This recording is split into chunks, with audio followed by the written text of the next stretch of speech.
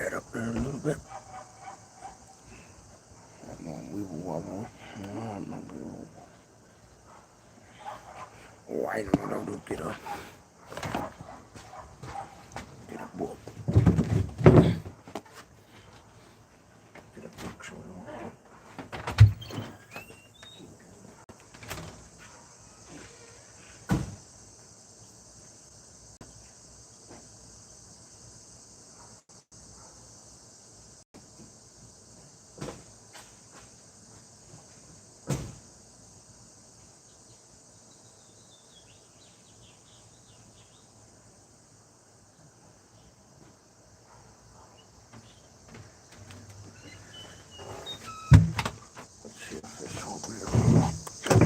Hey, 3 people on the live stream. Oh, that is great. Be neat to get 100,000 people on there, but being a small YouTuber, not posting a whole lot of videos every day there, and sometimes not every week, well, snooze, you lose. And plus, you gotta be really good at decent content. See here, try to. This might be one of those where we have some camera fails. Okay, yeah, I think that will put a whole lot of stress on most people. Nah, better not do that.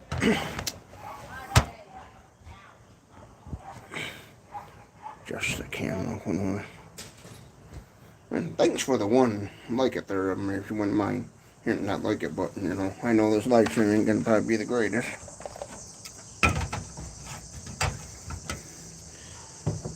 Yeah, I gotta keep forgetting about building up this YouTube channel. So I thought, why not do a live stream? Hey there, Joshua Bo. Hey there to you too.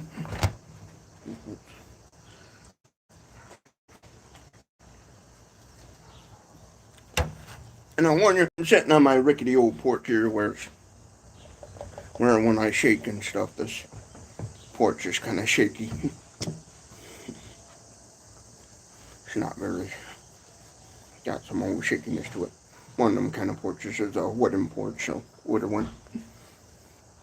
3 people. Let's see if we can get a whole bunch of people on here, get some chatting going and stuff. Oh, what am I drinking? Just Pepsi Cola, Mountain Dew.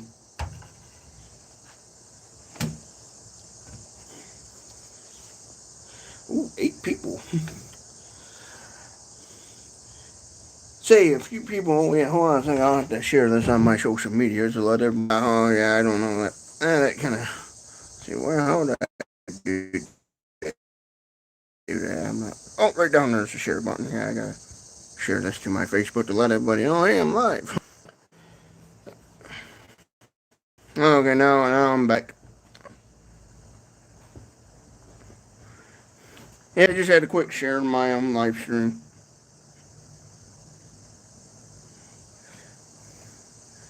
Yeah, I'm back. Scoot that up. Yeah, I just had a quick get on social media, share the live stream, and so I cut out.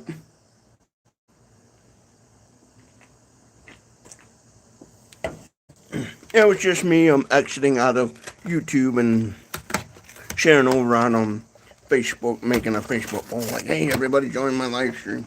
Trying to get lots of people involved.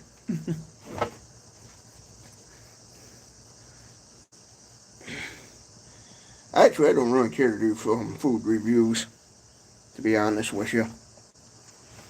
Yes, I know I'm a big guy, but I personally don't care to do a whole lot of food. Yeah, can you share this live stream? Let's get kind of a bunch of people on here. Yay, back to 9 people. But yeah, on a serious note about food reviews, not a big fan of much of those. Yeah, yes, I know what happened is in the past. I kind of, at the beginning of YouTube, when I first started YouTube, I kind of did a lot of just food taste tests and kind of reviews and stuff, because I do like a little bit kind of testing out products and stuff, because I watched a lot of them in the past, other YouTubers like Crazy Russian Hacker, that Trash Cow, that Russian guy that's real famous for doing like kitchen gadgets and stuff, and watching random review videos, because I like watching videos a little bit of interesting products and stuff out there, and stuff. And I thought about one time years ago, like, oh, I should do that on YouTube and stuff, and since I had at the time, and even now I don't have the money to go out and spend thousands of dollars on all kinds of little gadgets and stuff. I ended up doing quite a few just doing food reviews and stuff. And in reality, the stuff that I eat, I've done it already. Where it's like in my eating habits, eating habits doesn't change much. Yes, I did do a video 2 times of eating at a restaurant and stuff. I think, yeah, 2 times I did upload them, and I don't care to do that because some businesses just don't simply want people to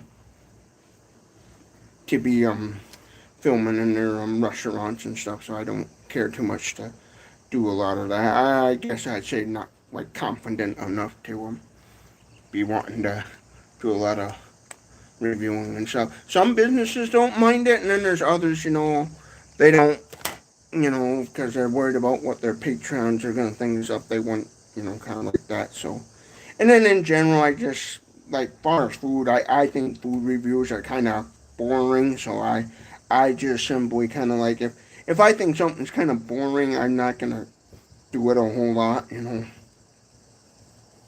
That's why on this channel I've done a lot of talking videos of me just running my mouth talking about ideas and stuff. I know a lot of people like that and stuff, and because I didn't really have nothing to no money to really do any like cool videos like I want to do.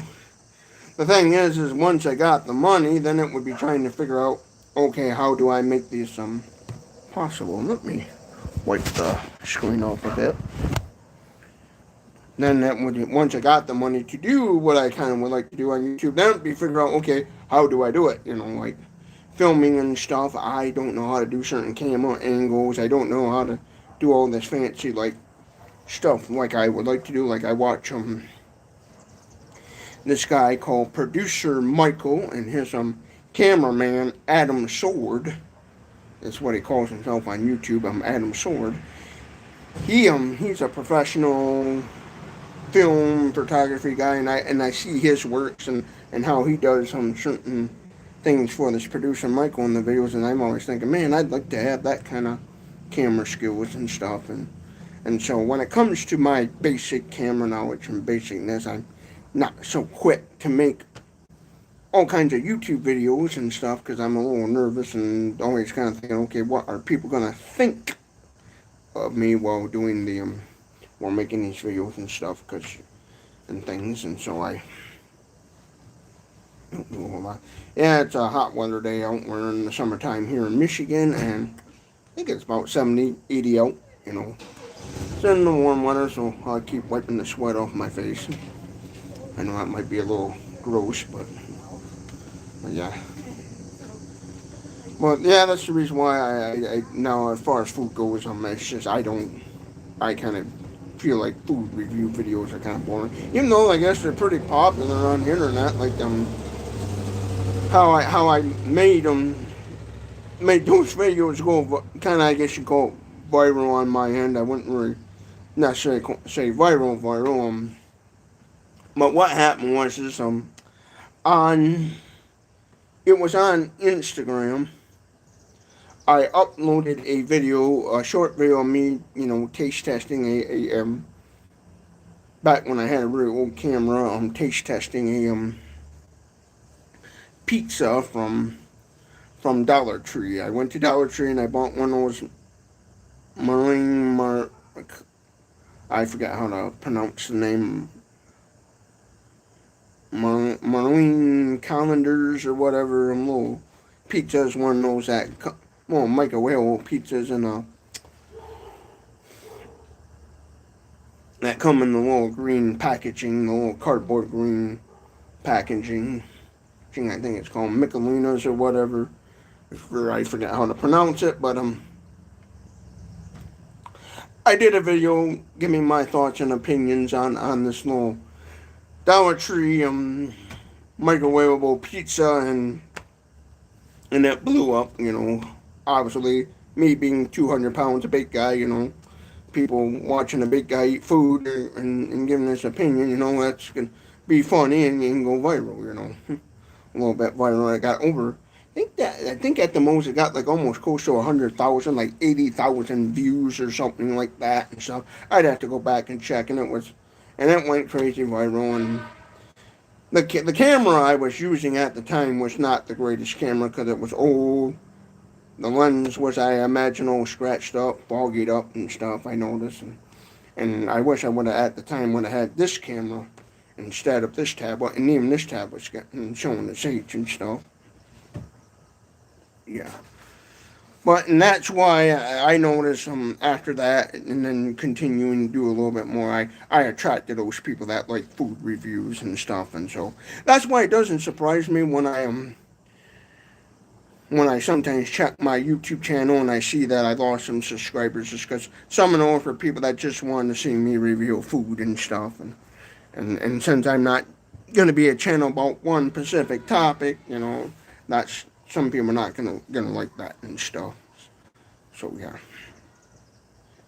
and I do think sometimes. Not really. I've just been mostly in my personal life, kind of putting YouTube and stuff on the back burner and just kind of focusing more on just kind of connecting and socializing with people I personally know in my real life and stuff, on Facebook, and then just right now I've been focusing on getting hearing aids and working on that, and then working at my daytime job. Because right now my YouTube channel does not make me enough money where I could do it full time and live off in the money. I actually right now only make about roughly $100 off my YouTube channel, and that don't go very far this day and age. But due to the inflation and stuff and all that politicalness going on and stuff, so yeah. So that's why my YouTube channel is on the back burner. You don't see me hardly uploading any videos much because I work a second shift job, and I have time in the morning where I can make somehow a video, maybe a talk video or something. But the way it usually is, I'm always up in the middle of the night anyways. I get home from work and then I just don't care to do anything, and I'm always just watching random videos or once in a while posting on Facebook stuff, for my Facebook friends to see, and I need to work on a lot of that stuff, and get more prioritized, because I keep forgetting to tell myself, I'm like, I can make money with YouTube if I do it, it's just gotta keep uploading videos every so often, whether it's just about the little pantry or whatever, and really get into stuff.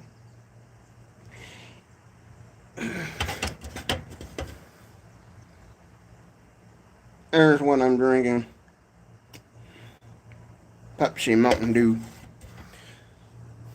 And I really don't know how to make this YouTube channel go far and how to, like get it out there, I guess you can say. And so that makes me a little hesitant on making videos and content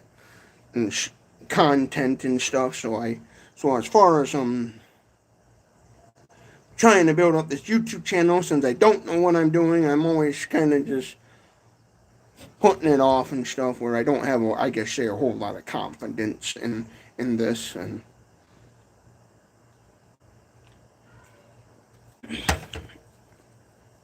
well, hopefully in the near future I can somehow, some way figure it out and make it, because I would love to be successful at YouTube, because and then hire a bunch of camera people and people to help me make videos and stuff, and come up with some really good ideas and stuff. But there's a lot I would like to do on this YouTube channel, of course, and a lot of, because I would love to build up this YouTube channel and make millions off of it, and be able to help out those in need and somehow, and and have the confidence to do more videos and stuff too. That's the thing with me. I'm not so quick to something in me kind of changed a little bit, because in the beginning, like donating tents and stuff and to like that one thrift store and doing videos, I had some quite a bit of confidence there, but something changed in me. I don't know what, and I'm kind of like, oh, what would people think if I did this video or that video? And then it's like, I better not do it, and I need to, figure out how to in that person. Yeah, it is hard nowadays, because there's all these other social media platforms out there. I was one time talking to somebody one time in a bar and restaurant about that sort of thing, and then he suggested I'm doing a lot on Instagram, because I guess Instagram right now is pretty hot, pretty popular on social media and stuff, and so which when I used to advertise my YouTube channel on Instagram, because I do have an Instagram account where I would what I used to do on Instagram quite a bit in the past is I would take a video, I would edit a little go in my editing software, cut a little piece of a video a long video I made on YouTube, and then I would take this little clip and then make a video, and then at the end would put, if you'd like to see the full video, check it out at Boomhauer69 YouTube.com, and then I would upload that to Instagram to get people's attentions, and then people would, and have it set up where people just check out the full video at YouTube. That's how the food review stuff got big on my YouTube channel, because that's what I did. There, I would take the video that I made on YouTube, like the short food review video or the long food review video, edit into like a little short, and then post it to Instagram Reels to help get my channel out there. And doing food reviews is an easy thing to do, it's just eat the product and then give your thoughts and opinions on it. But me, I grew up eating so much garbage that, well, I can't tell the difference between if it's truly garbage or what.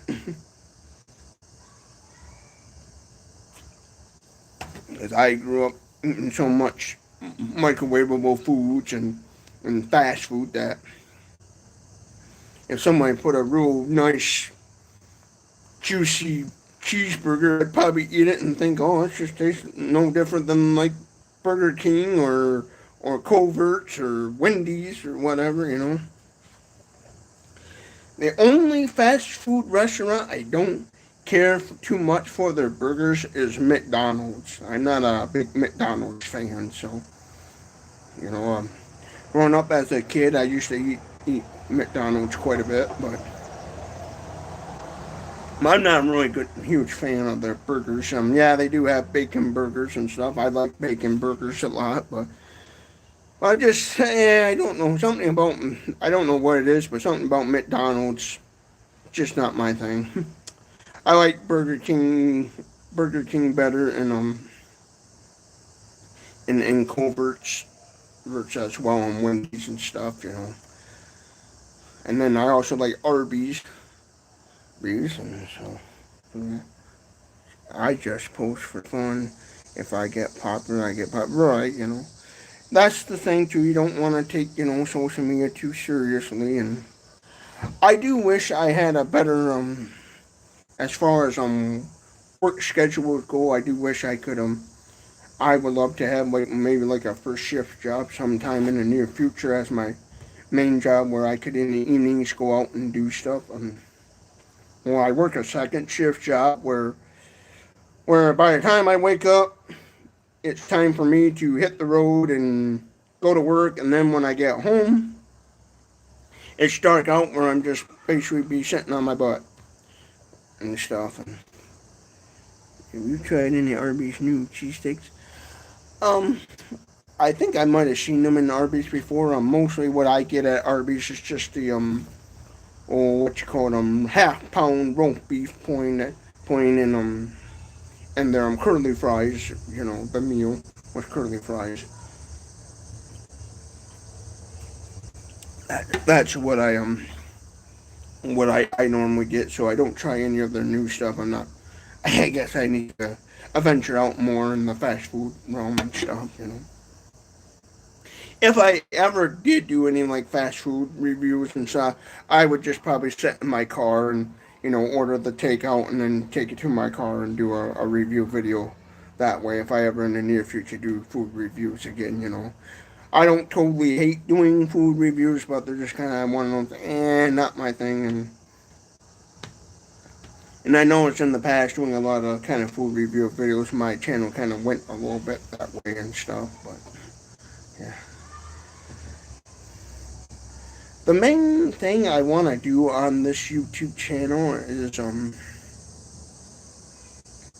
is I just want to help out those in need and stuff, and so I would like to actually just do kind of a lot of videos of just giving stuff to people, like um doing a lot of like donating and giving away stuff, and then like I said, talk about making this like a TV station and kind of um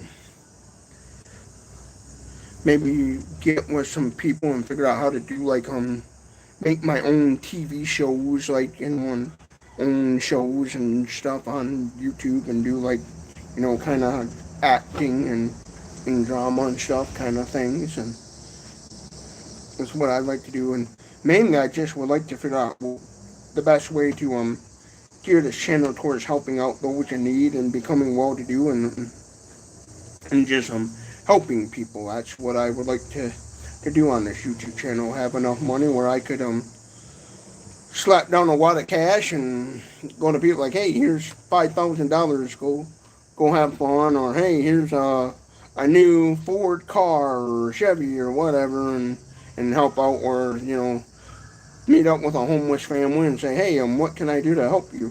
And people, and they say, man, I need a house, and have the money to go buy them a house, and just help out people and stuff. That's just the main goal of YouTube, and I would like to really know how can I get there? How can I get to that point? Like, what can I do to reach that goal and stuff? That's what I would like to do. And so since I don't know where to go, a lot of times I just do a lot of talking videos, but not everybody's gonna be into that kind of stuff. I'm not an actor or anything, and so as far as making like my own shows and skits, I wouldn't know where to begin, where to start, and I really wouldn't know how to, like write a good story, and write a script as they call it. So, right now I only have like one little idea and stuff, but it'd be one of those things. Once I had the right kind of people in my life, like as far as making like my own shows and skits and stuff, if I had the right kind of people, I would eventually be able to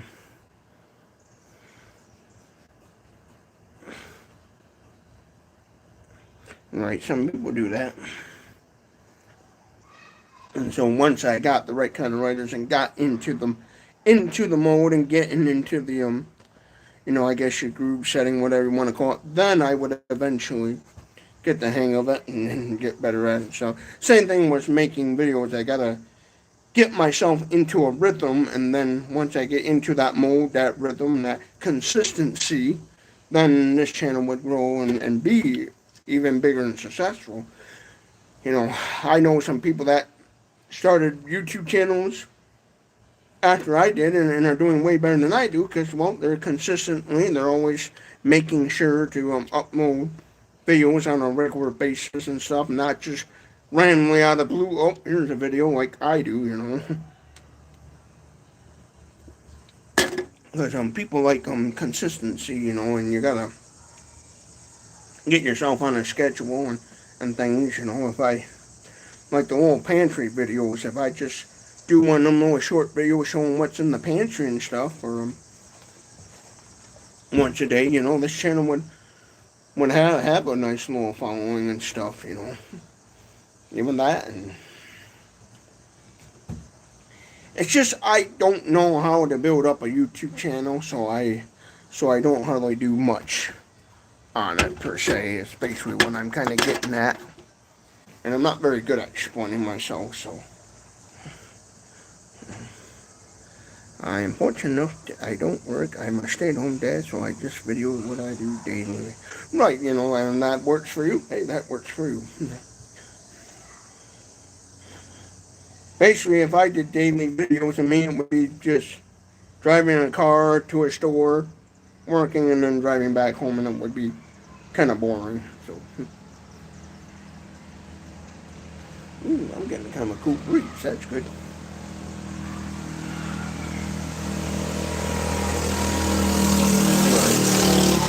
Someone's driving by on a mini bike.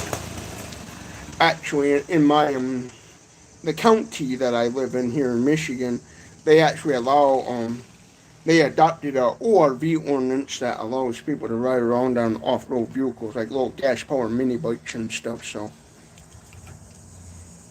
and somebody just drove by on one. If I would have known ahead of time, I would have flipped the camera. Figured out how to do a camera flip. Oh, I think it's right. Yeah.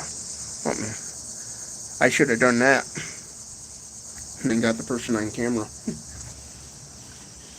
I know it's lately since in my county they adopted that ORV ordinance that allows some off-road vehicles provided that you wear a helmet and I think they're supposed to have like proper turn signals and stuff on them. It's basically they adopted an ordinance that allows people to use like those Kawasaki mules and those side-by-side Polaris's on county roads and stuff where like I was looking at Tractor Supply Store. Because, oh man, I there's a lot of stuff I'd love to have, but I just don't have the money for it. And I even debated about making YouTube videos saying, hey, I would like to have this, help me, and stuff. Like, and in Tractor Supply, I see those little mini Jeeps they have, and I thought, hey, man, that'd be kind of cool to have. And with the ORV ordinance that my county adopted, from my understanding, if I just wear a safety helmet and stuff, since that's got seat belts and turn signals on it, I could actually legally drive it down the road. I think I would have to get what they call an ORV sticker for that you gotta have for state trails. Actually, I'm not drinking Faygo. I'm actually right now drinking Pepsi Cola Mountain Dew. So no, normally I drink Faygo, Faygo Moon Mist, but yeah, but in my county in Michigan, in Ionia County, they adopted an ORV ordinance that allows certain off-road vehicles to be driven on county roads, provided that you are following the proper road laws and stuff, you know. And so, like that person on the mini bike, they can legally do that. I know a guy that drives his quad runner up and down the road and stuff, and he's legal to do that as well under the ORV ordinance. And I thought about one time if I had the $2,000 it would take, well, probably more like $3,000. I thought we need to get one of those little mini Jeeps a try and stuff.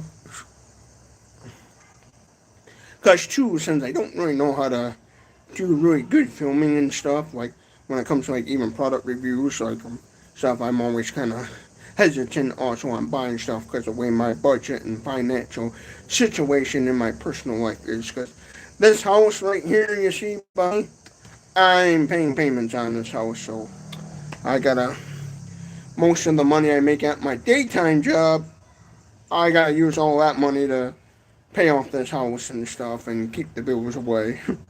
So I don't have any extra money to say, okay, I can go over here and invest in YouTube. I can't do that. So, but yeah. And so my goal is, in my personal life, since I'm hard of hearing, I have to wear hearing aids. This is an old cheapo one I use. But, let's see here. This is some little El Cheapo sound amplifier that only cost me about around $30, about 40 something in tax and everything. But I gotta wear hearing aids because I'm considered legally hard of hearing, as they call it. And so I've been in my personal life right now working on getting proper hearing aids. And the hearing aids I'm going to be getting are going to cost over for around like $4,500 US dollars, you know. So we'll round it up to $5,000. So as the hearing aids I'm going to be getting are going to cost me around 5,000 US dollars.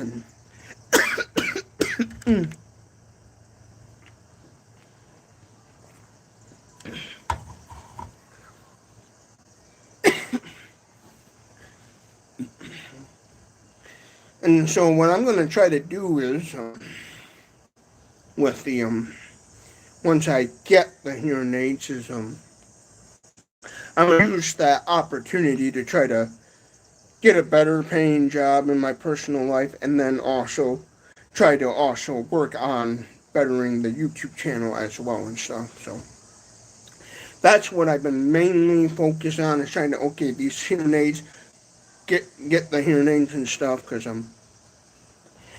since I'm a broke country hillbilly, I always call it. Well, I've used the term before. I'm a broke dirty SOB. That's what I've said in the past to people. I broke down and swallowed my pride and went to a government organization that helps out people in need and stuff, and I went to them and said, hey, I need help getting hearing aids and stuff. And so I went to this government funded program, taxpayer funded program, and I went and got hearing aids through them. And then I got to go to this hearing aid clinic, get fitted for the hearing aids, and then once they get all the get fitted, and then then they'll order up the hearing aids. I'll get the hearing aids, and then be able to move on with my life, get a better paying job, hopefully, and better myself in life, where I can build up this YouTube channel. Because my goal is to start up my own business of some sort, and so I feel like, YouTube would be a great way to do that. Actually, I worked a lot in factories and just kind of worked for a store, so.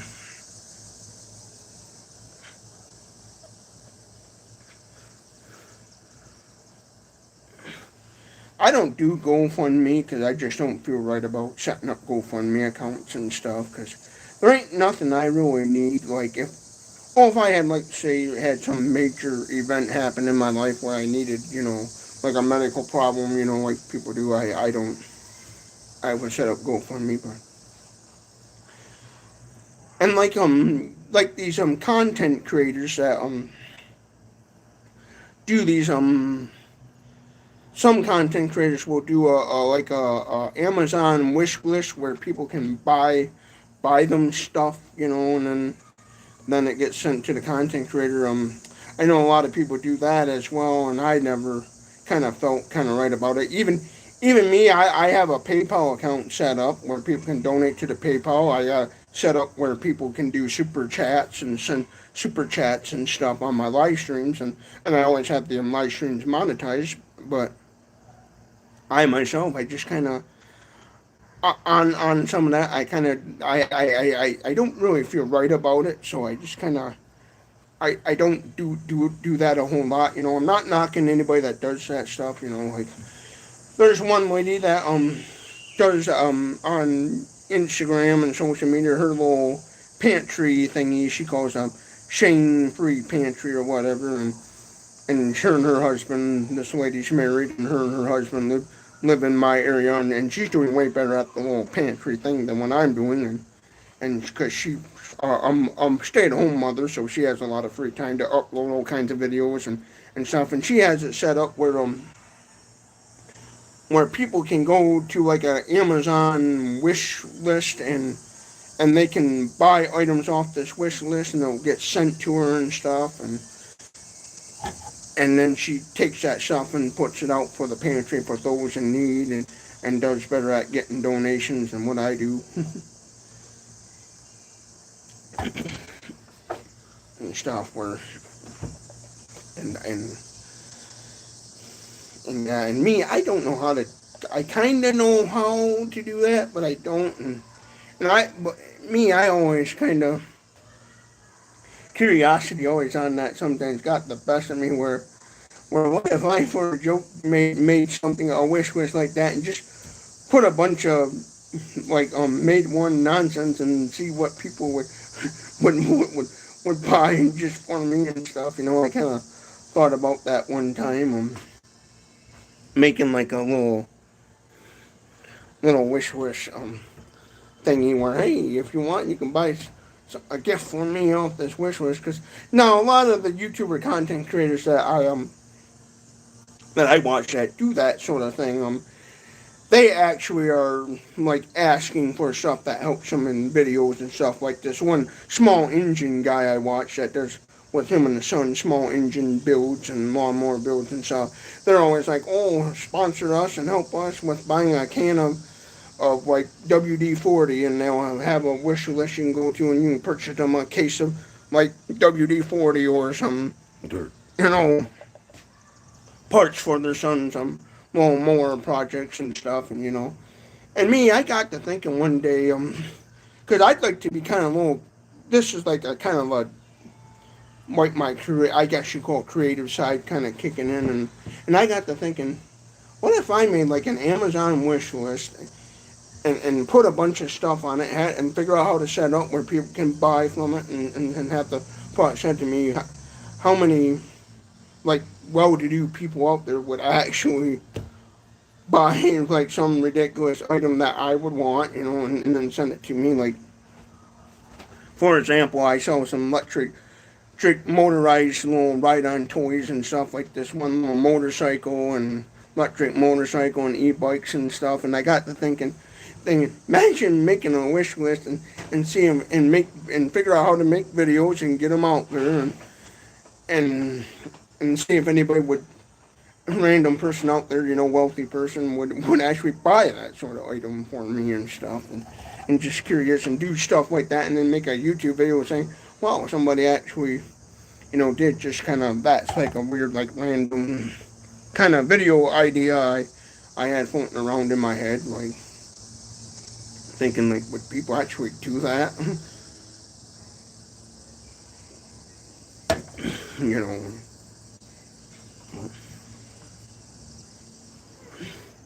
But just kind of that was something kind of odd, funny idea, rough idea I had in my head for videos, because I'd like to do some kind of outstanding things and stuff, you know. Like I saw one time on a Mike those enclosed mobility scooters and stuff,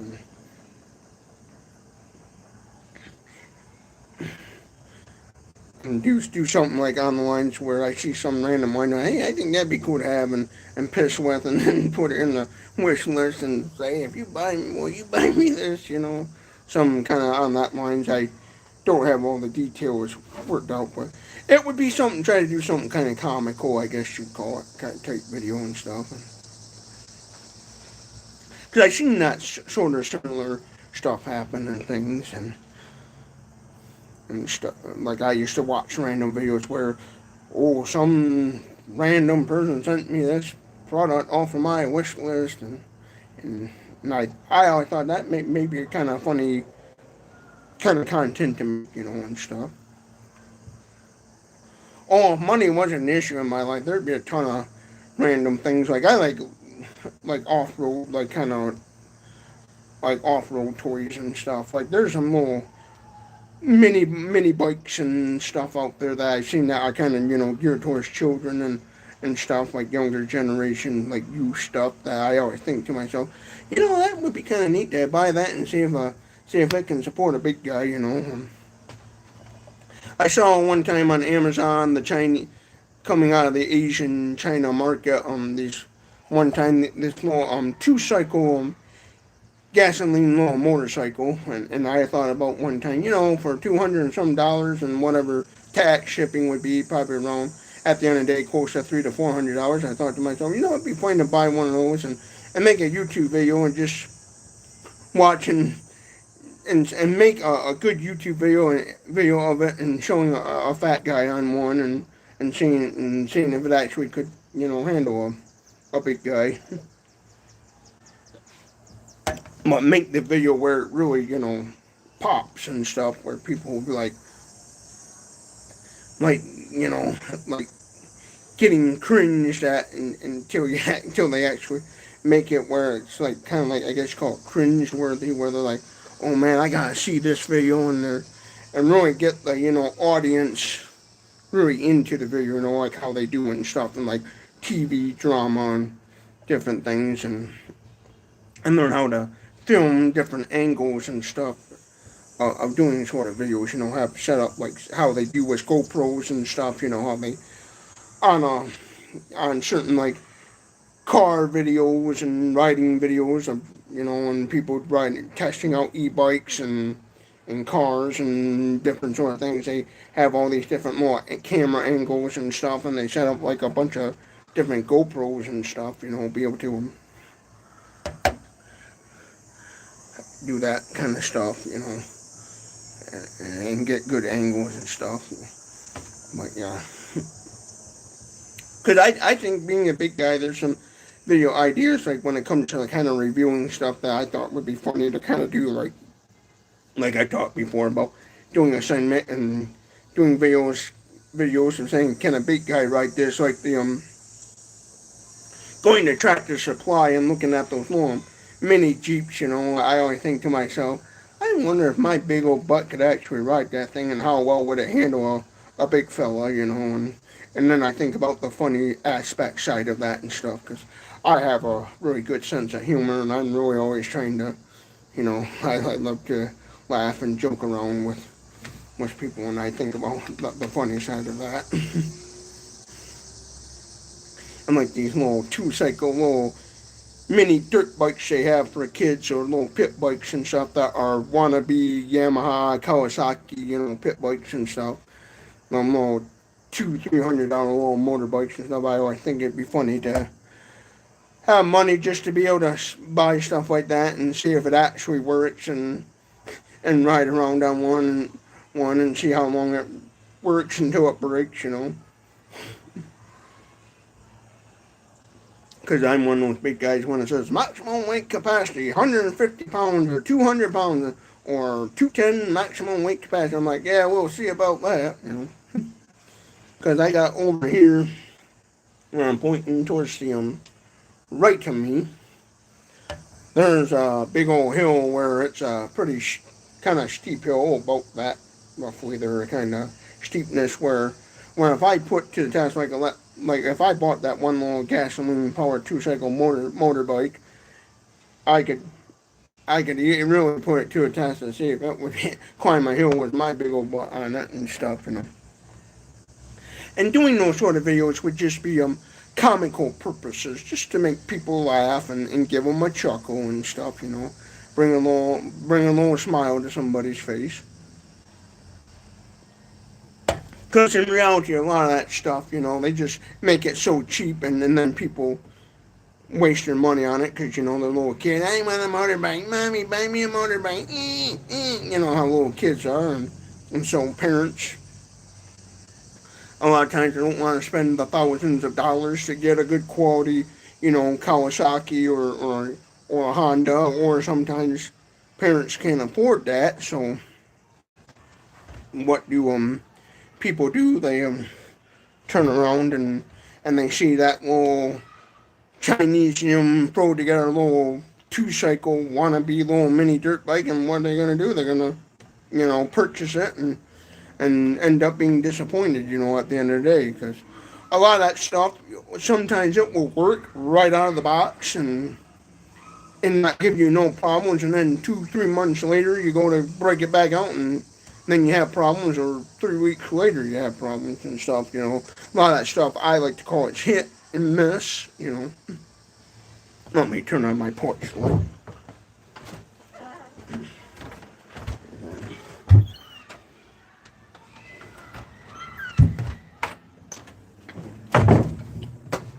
Sitting outside on my porch, but yeah, some of that stuff is kind of, I guess you call it hit and miss. Let me wipe the screen off the lens. But yeah, some of that stuff is kind of, I guess you call it hit and miss on some of those little motorbikes and stuff. And I just think it would be comical and funny to be able to review some of that stuff. and just give people a chuckle. And then when it truly does break, because it would be funny to put like one of them little motorbikes to test, and then it snaps in half on the frame when riding it, and like, well, I guess that one's not designed for a big guy and stuff, and do some fun stuff. Because then on some of that stuff, if I found out some of the products were actually somewhat decent and stuff, then what I would do is I think it'd be funny to some of these local thrift stores around, buy brand new ones of those and then donate them to a local thrift store so they can sell them in a thrift store and make them some pocket change, and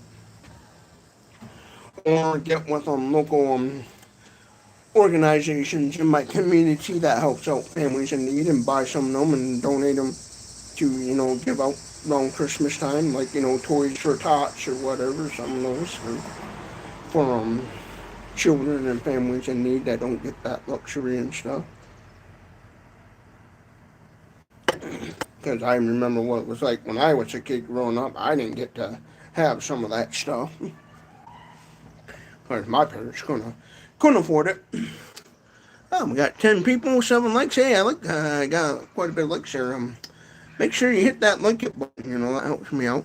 Oh, now we're down to 8. But yeah, that's my main goal and purpose is to help out those in need on this YouTube channel and figure out how to get there and stuff. See. Somebody, I noticed your Instagram is growing really fast lately. Maybe folks from there would donate to you.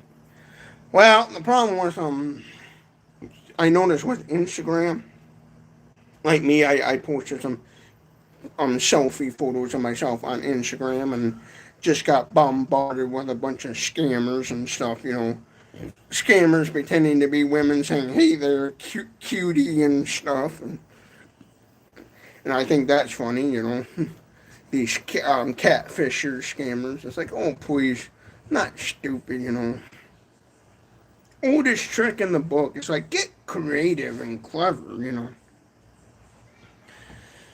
I think it's funny how these foreign scammers automatically assume that American men are always after women and stuff, and they assume, oh, if I create a fake profile of a lady and use some random woman's picture, that I'll get their attention and all that crap, Oh,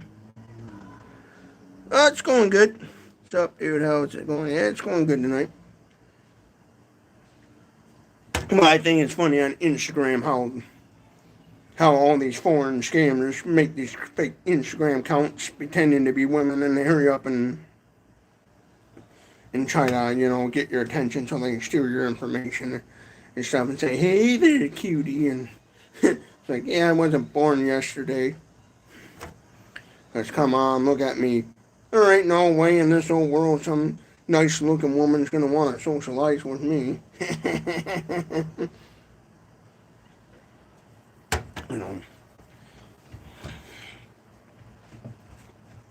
And I think that's kind of funny, that stuff, people, what they call catfishers. I find the humor in that. It's funny, I got some really nice DJI, one of those DJI microphones, and I don't use that. I'm always using this one more. This small El Cheapo $20 microphone. I've used that DJI a lot in other videos and stuff, but sometimes when I just do these kind of videos, I just grab this one and use it the most. Well, I don't want those DJI. I also don't want to wear those microphones out.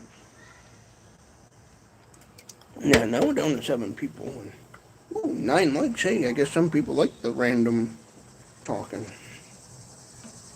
Sometimes I do this kind of more of the live streams of random talking than just making a video and then uploading it and stuff, because either way I can make money on it. Yeah, they always choose a fake model pic and never an average looking woman. That would be more realistic. Right, they don't put a lot of efforts into it, because a lot of them people are from like India and stuff, because India has a real huge problem with them.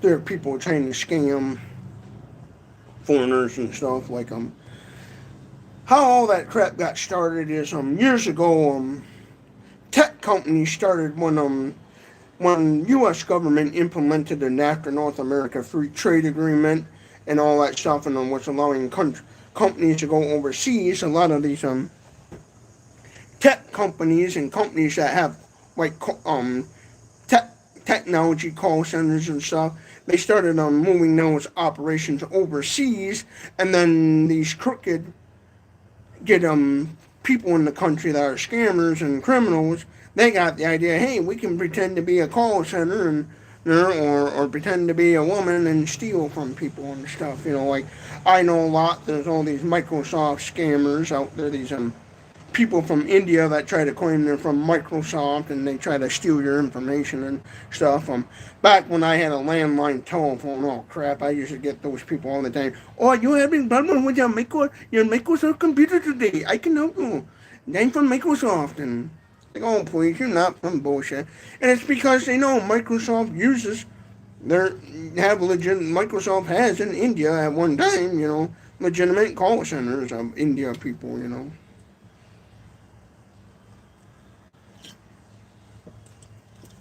And the reason why these scammers do that is because they know it's easier to get away with than scamming their own people. Where if they tried to scam their own people and stuff, it would be a lot more easier for them to get caught and get tried and go to court and get into trouble. Where if they scam like a U.S. citizen, it's going to be a lot harder to track them and prosecute them and stuff.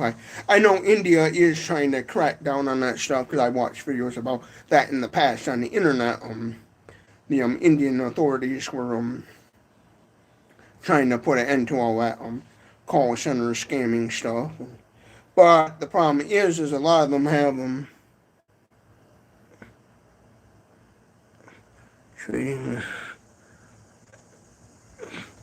yeah, let's get rid. Let's. Boy, I think that's a remove. Yeah, I'll remove that. I think that's a scammer. But yeah, those scammers,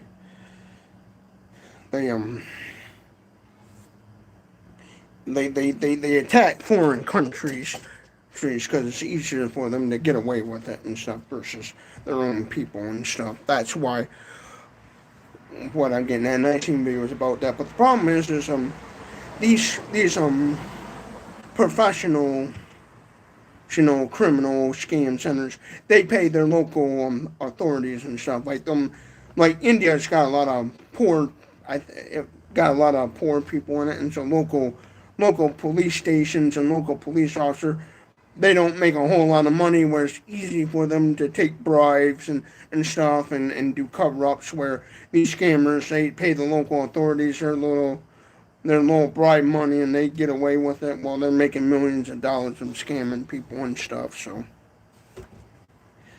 and to me, it's like, I like to say to those people, if you're going to try to scam somebody, put some efforts into the account. Don't be lazy.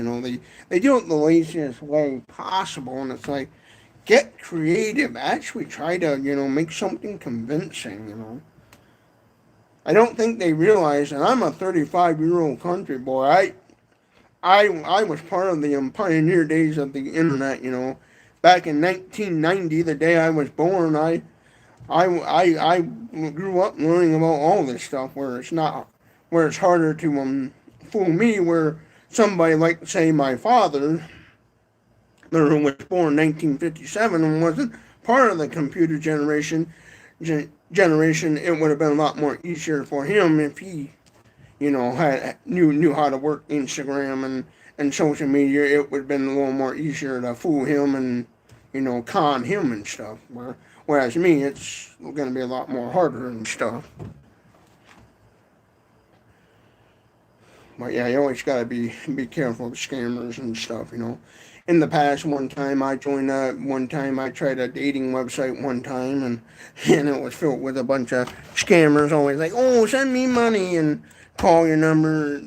You give them a phone number, and they be like, calling you and say, oh, I'm from Istanbul, send me money, and and it's like, I ain't sending you nothing. Well, they'd be former scammers. And the sad thing is, even in America right now, there's women out there that's con people and stuff and catfish. You know, that's what other Americans. Yep, just went by was a yeah. Yeah, I got a friend that he did the Facebook dating app, and he met his wife on a dating app. You know, it can happen. You can meet real people through online dating and stuff. I don't knock online dating. I've tried it before and stuff, but you know, I just never know what when it came to online dating, how to properly make a good profile that would, you know, grab a woman's attention and stuff. And so I never bothered. In general, I personally don't know how to socialize with women, so I've always kept a distance.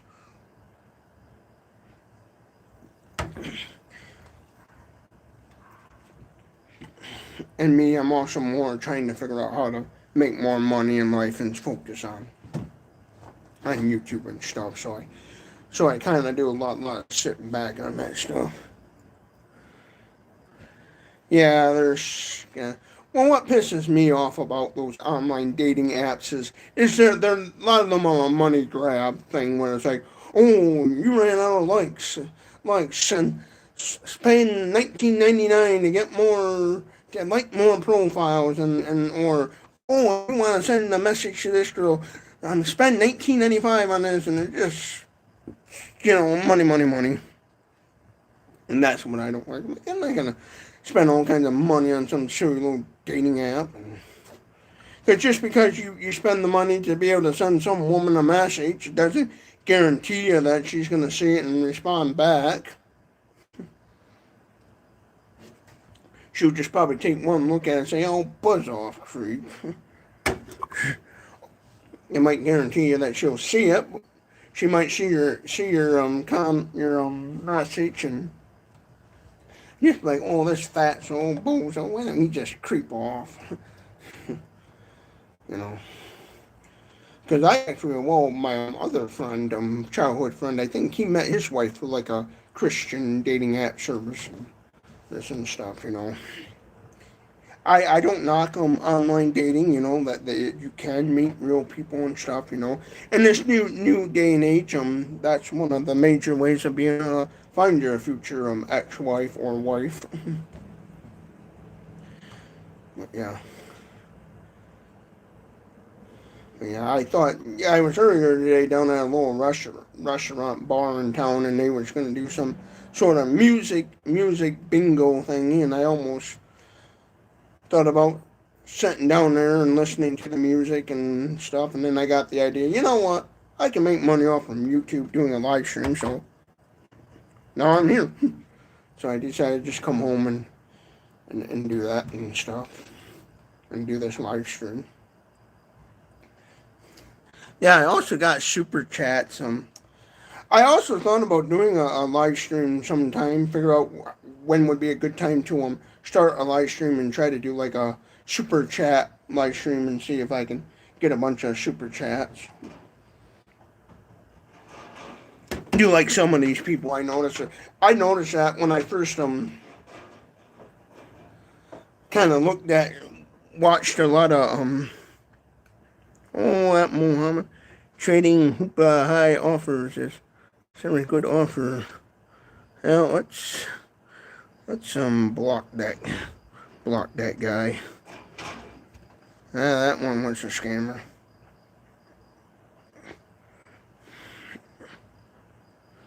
Yeah, just right now I'm talking about scammers. I'm little Muhammad. Let's see here. Remove. Yeah, that's what we'll do. Yeah. Well, even when I first joined YouTube, I used to get those ones that would try to would put a link in the comment section of a video and try to get people to, you know, go to some porn site to steal their information. But yeah, I should sometime go for around maybe do that and do like some sort of live stream dedicated to trying to get super chats, and like some people do a lot, you know. Because I guess that's the new way of nowadays begging for money, you know. People will talk down on somebody standing on a street corner holding a sign saying we'll work for food or beg for money and stuff, on a street corner, but some of those people will turn around and then get on the internet and beg for money, and I guess that's okay because internet's kind of a new thing where like these live streamers that send me super chats and all that stuff. You give me okay the super chats and it's like I like to say to those, are you no different than the guy pretending to be homeless, standing on a street corner begging for money? Are you really no different than that person? Think about it. What would Jesus say? No, people don't think about that. Or if you call somebody out on that stuff, they'd be like, "Well, that's different." How? You're doing the same thing, but the only thing difference is you're using a computer electronic device versus a cardboard and a Sharpie marker. Because in the city that I like to visit the stores at, the city of Grand Rapids, there's a street called 28th Street where all the malls and the stores are and stuff, and there's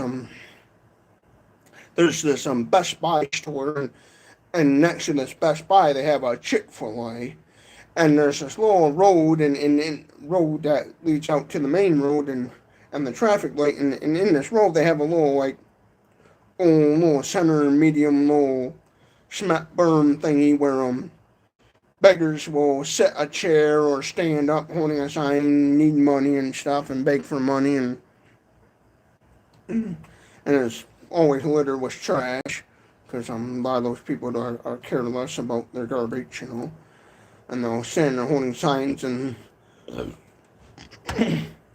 while cars are waiting to go out on the main road and stuff, they'll try to flag them down and say, "Hey, can I get some money?" and do their thing.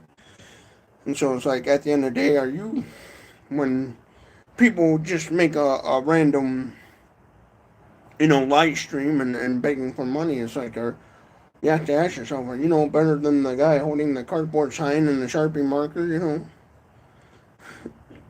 Or are you no different than the lady on OnlyFans?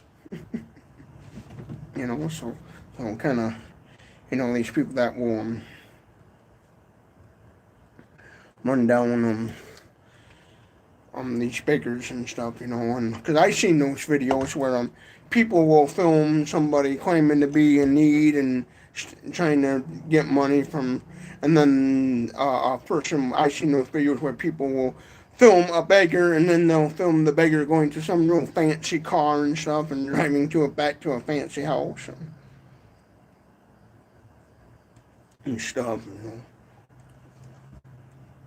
Because I understand there's some legitimate homeless people that don't have access to the internet and stuff that are truly homeless and they need money, And so what I would do is I would those kind of people too we need. I'd be gladly to say, hey, here's some money, go live your life, You do gotta be careful because some of those people will use that stuff to go out and buy illegal drugs and go get high and stuff. But hey, if somebody does that, you give them money. Once I look at it, hey, once you give them the money, you did the kind thing. You did what the Bible says, give tidings, you did your kind thing, and then once they get that money, it's all on them and what they do with it. It's all on their conscience of how they use the money and stuff, Now, obviously, if the person's out there truly buying drugs and alcohol with it and stuff, then you might, say, hey, buddy, I'm not giving you money, if you truly know they are addicted to, like, say, crack cocaine or heroin or fentanyl or whatever, and you still give them money anyways, then, shame on you and stuff. But if you truly don't know, then, hey, it's okay, Like in my personal life, I one time knew a lady that was addicted to drugs and stuff, and one time she tried to get me to give her money because she's like, hey, I need money for a work uniform or something, and used an excuse that she needed a uniform for work, and I just simply told her, oh no, I don't have the money, and I just told her no, and because I knew that it was a lie, and she was going to go out and try to buy drugs and stuff with it, and I told her, oh no, I am not giving you money, and I just was real nice to her. Well, I got 8 people, 7, 8. As soon as I got my face right up there, I lost a viewer. But yeah, I got 12 likes on this. I'm kind of shocked. I think that's the most I've gotten. Pretty much. I know with these live streams, you gotta be certain time of day, certain everything to really get the algorithm to pick up your live stream and stuff. And you gotta do it kind of on a consistent basis, not just here and there. Like me, I do it here and there. I don't plan live streams out. I don't do the warn all my subscribers, hey, on this day and such, I'm going to do a live stream. I don't do that, and I don't play by the rules, so therefore my live streams don't get a whole lot of people picking up and stuff. So, and that's why a lot of these content creators out there that got hundreds and thousands of people on their live stream is because they figured out the perfect time of day for them that works to get on live streaming. They figured out how to stay consistently and do all that stuff where they managed to get hundreds and thousands of people on the live stream.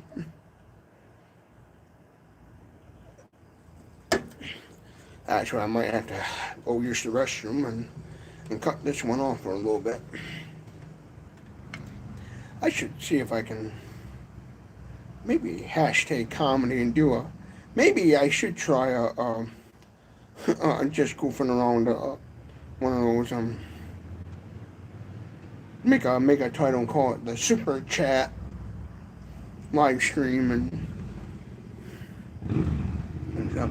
I know some people will even do like a live stream where if you want your questions asked, they'll say, oh, send me a super chat and I'll answer your questions and stuff. I understand why people do that and stuff. Hey, I'm not knocking them. Ugh. Yeah. Broke one there. Yeah. Oh, that was stinky. 13 people like this live stream. But yeah. But yeah, if you want to know anything, feel free to put your comments down below and stuff, and I'll try to answer them best of my ability. I know a lot of people like to talk all that political stuff because they want to start drama, and then they know social media, a lot of social media platforms don't like it and stuff, and a lot of times trolls and stuff will ask all this political stuff because they're hoping your channel will get demonetized, banned, and different things. I know what they try to do and stuff as far as political. Oh, my day was good.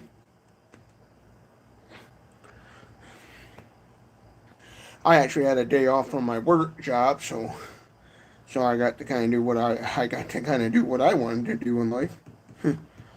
I was up until 2 a.m. in the morning, up until like 4 a.m. in the morning, just watching random YouTube videos. Fell asleep. Woke up around 12 noon. Took my brother because he can't drive due to eye condition, and drove him to get money off his card because the store we work at they have you can either have your paycheck direct deposit, or you can use the company's approved little credit card, debit card thingy, and their approved bank card, and you can go to any of the stores and get money off your basically your electronic paycheck card.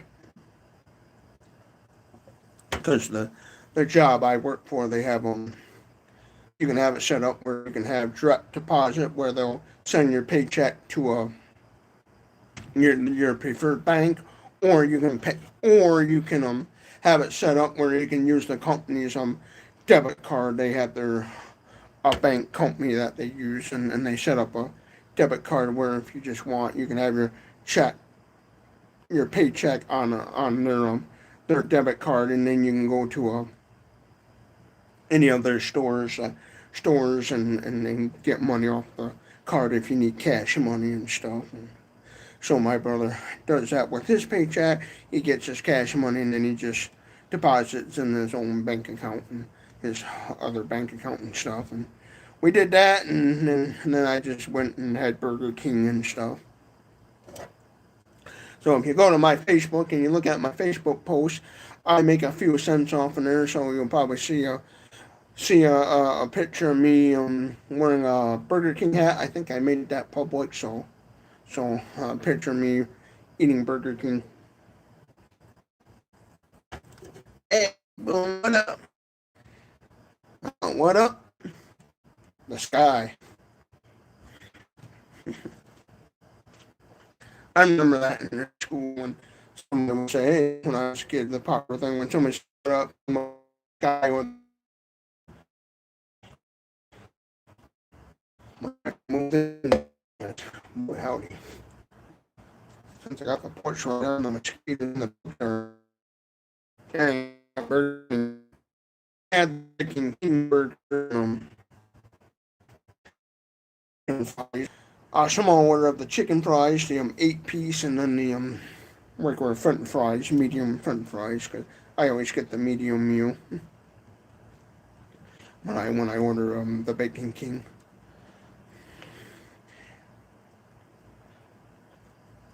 And then sometimes I like their cheesy tots they have. I see they sell those cheesy tots with jalapenos in them and stuff, you know. Maybe sometime I should for a YouTube video, maybe do a video Boomhauer69 taste test the Burger King jalapeno cheesy tots. I know that one day I tried their one little like vanilla birthday little pie cake thingy, and that was really good. Because I used to in the past as a kid when they first came out with the little Hershey pies, I really liked those and used to get those a lot. Haven't had one in a while. I should go there and get me one. Huh.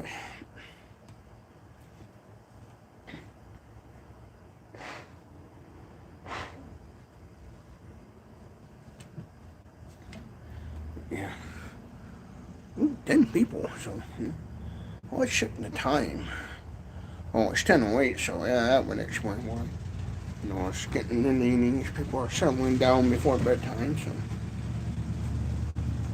Well, if I did these live streams more consistently and stuff, then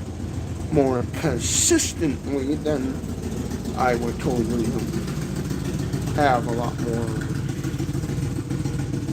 people watching and more super chats and all that stuff. And then if I knew how to do really good on titles and stuff and hashtags and stuff, I would totally get a lot more people and make a better description, you know, then I would totally get a lot of people on the live streams and stuff.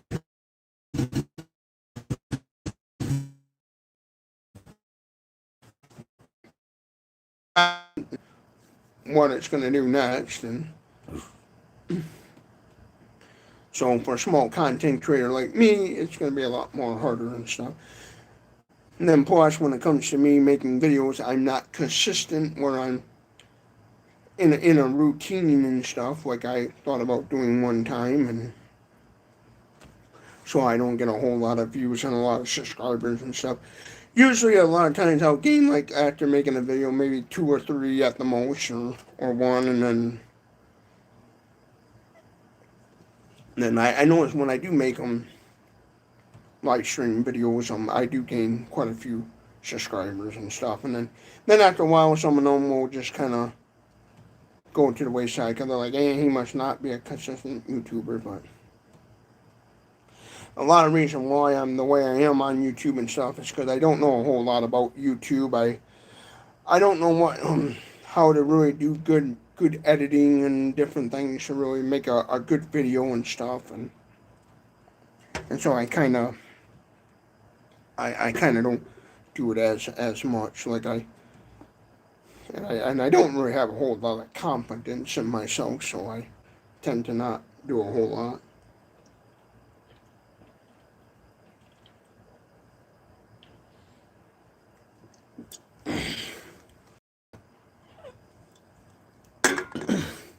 And plus, I don't want to post a whole lot of just garbage videos and stuff like a lot of people do on these.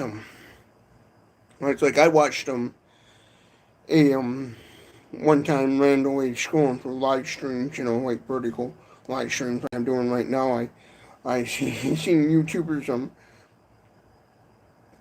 live streaming themselves sleeping, and I'm like, good lord, why would anybody do that? I think that's so silly. But hey, if that's what they want to do, and somebody out there likes watching that stuff, hey, go for it. Even this live stream I'm doing right now, there's probably people out there seeing this thinking, oh, this YouTuber's crap. Why is he even doing this? So.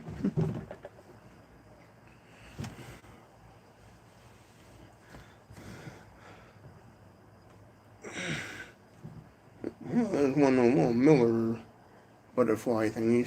Millers. That's one thing I know. As soon as I turn this porch light on, boy, the bugs and insects are really flying around now. Then me sweating, drinking all kinds of pop, they're definitely sensing the sweetness of the pop, so they're buzzing around. After a while, the mosquitoes and stuff will have to say, yeah, screw it, and go in the house.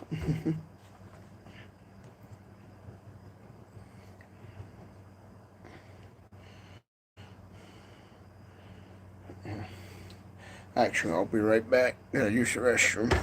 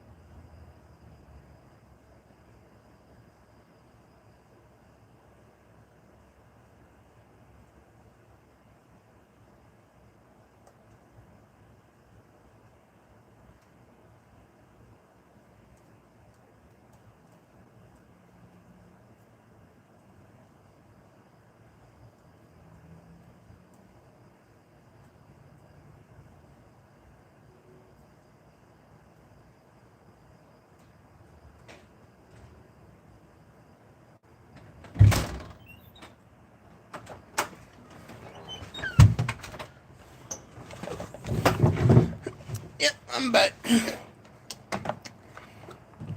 got one of these battery operated DeWalt fans. So if you hear any noises in the background, it'll be this fan keeping me cool.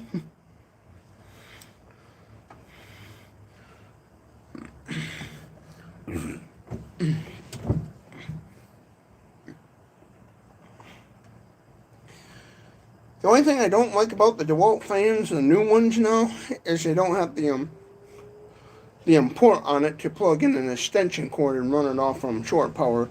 They now make them where you gotta run them off DeWalt batteries, which that's the only thing I don't like about these new DeWalt fans. I'll show you what I'm talking about. I have one of the old style DeWalt fans. And on the old style, the old model of DeWalt fans, right,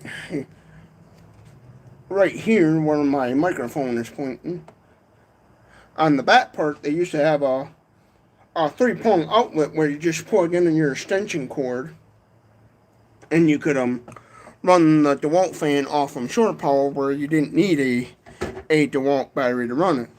Now the newer DeWalt fans, they only run off from the DeWalt batteries. And I personally don't kind of like that. I like having both options because in the past I would use a DeWalt fan and my other DeWalt fan and plug it into shore power and stuff. And I wish DeWalt would bring back the outlet, to be able to plug in an extension cord. Because what I would do is like a PC, what I would do if I was DeWalt on the side, I would add like a little, like maybe figure out how to make something like this run off like USB or something. Maybe like have like some sort of USB port on the side where you can plug in a USB cord, run it off from USB, or also use it as like and have the USB port where you could also use it as like a power bank, to plug in your phone to charge up your phone and stuff, like a power station kind of 2-for-1 thingy. Or just have a way where like use like some standard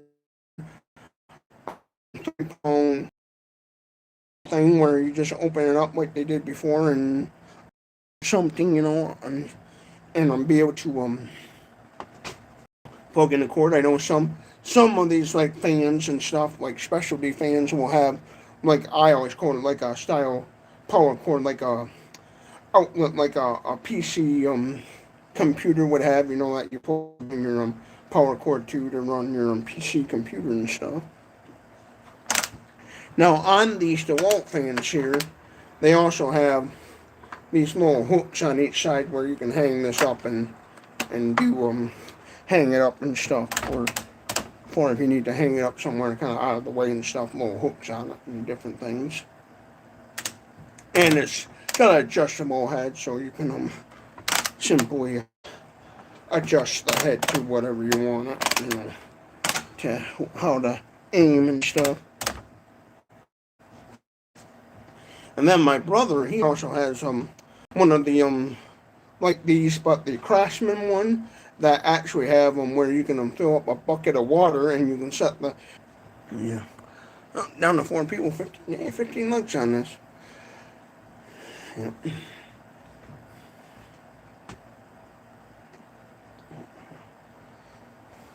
But yeah, I thought about some of that stuff like I was mentioning before about the whole money thing on social media and stuff. Like thought about curiosity. Like on Facebook one day I tried a little thing where I took a picture of this electric motorcycle. Matter of fact, I should go get my phone. I'll be right back. Show you.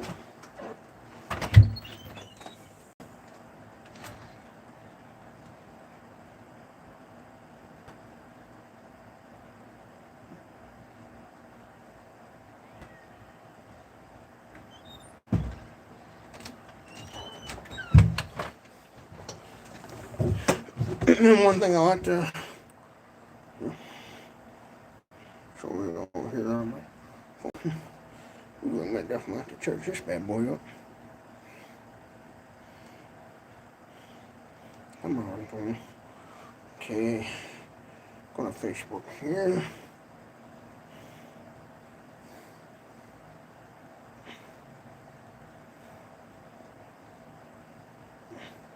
Oh, hold on a second. Something with him at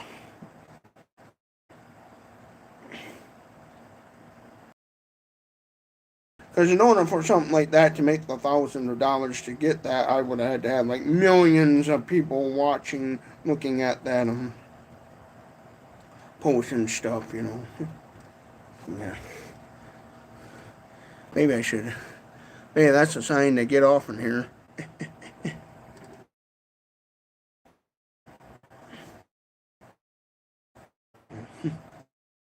You have good.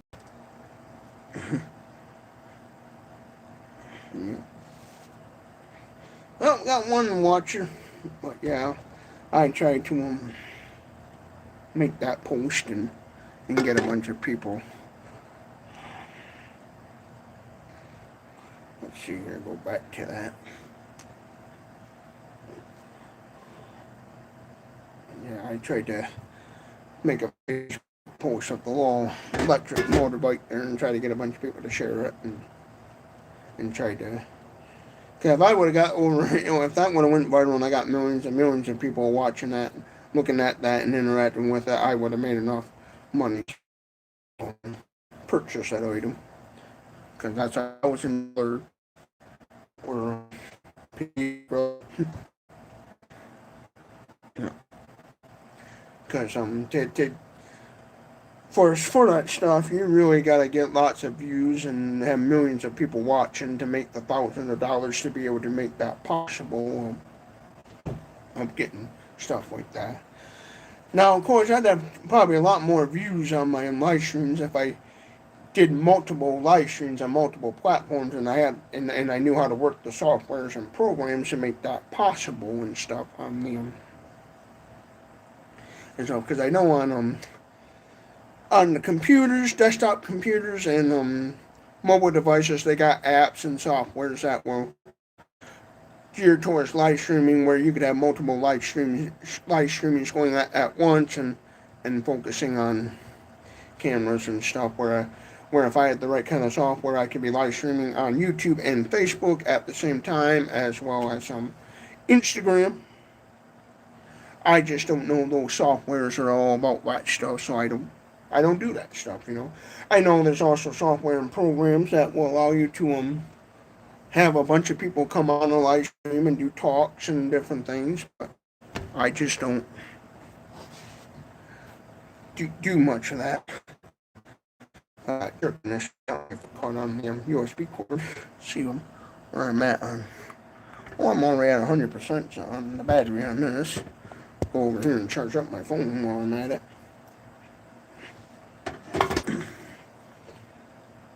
Yeah.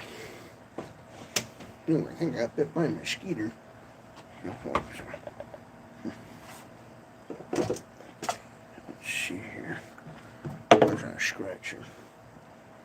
Where's that scratcher?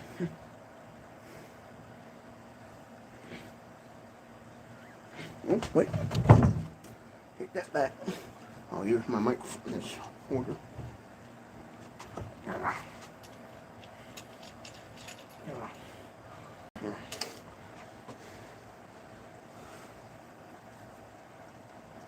Oh, got bit by a mosquito.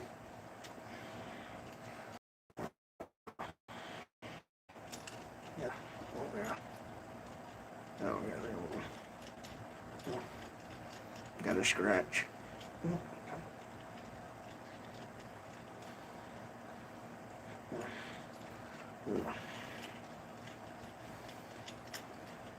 No.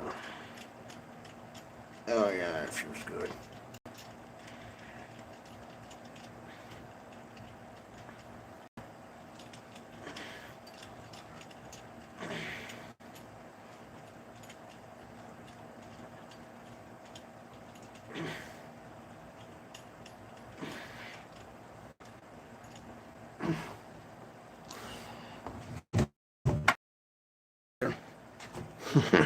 Hey, now I'm up to 5 views.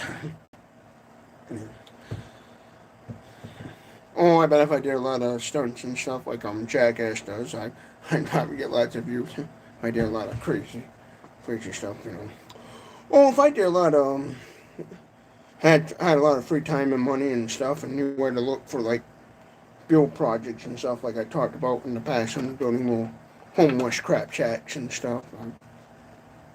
I would love to do it. I love in my area. I have land out in the country and just kind of have like a big old like pole barn studio and be able to do a lot of stuff and just some random build stuff, because I would like to try my hand at building stuff and building little structures and maybe some like little like push cart teardrop campers and for homeless and stuff. I thought about one time that'd be neat to do. I even in the past talked about ideas of building a homeless shelter, but I don't talk about a lot of that stuff anymore because I really don't know how would I be able to pull that off and how to go about, getting something like that going.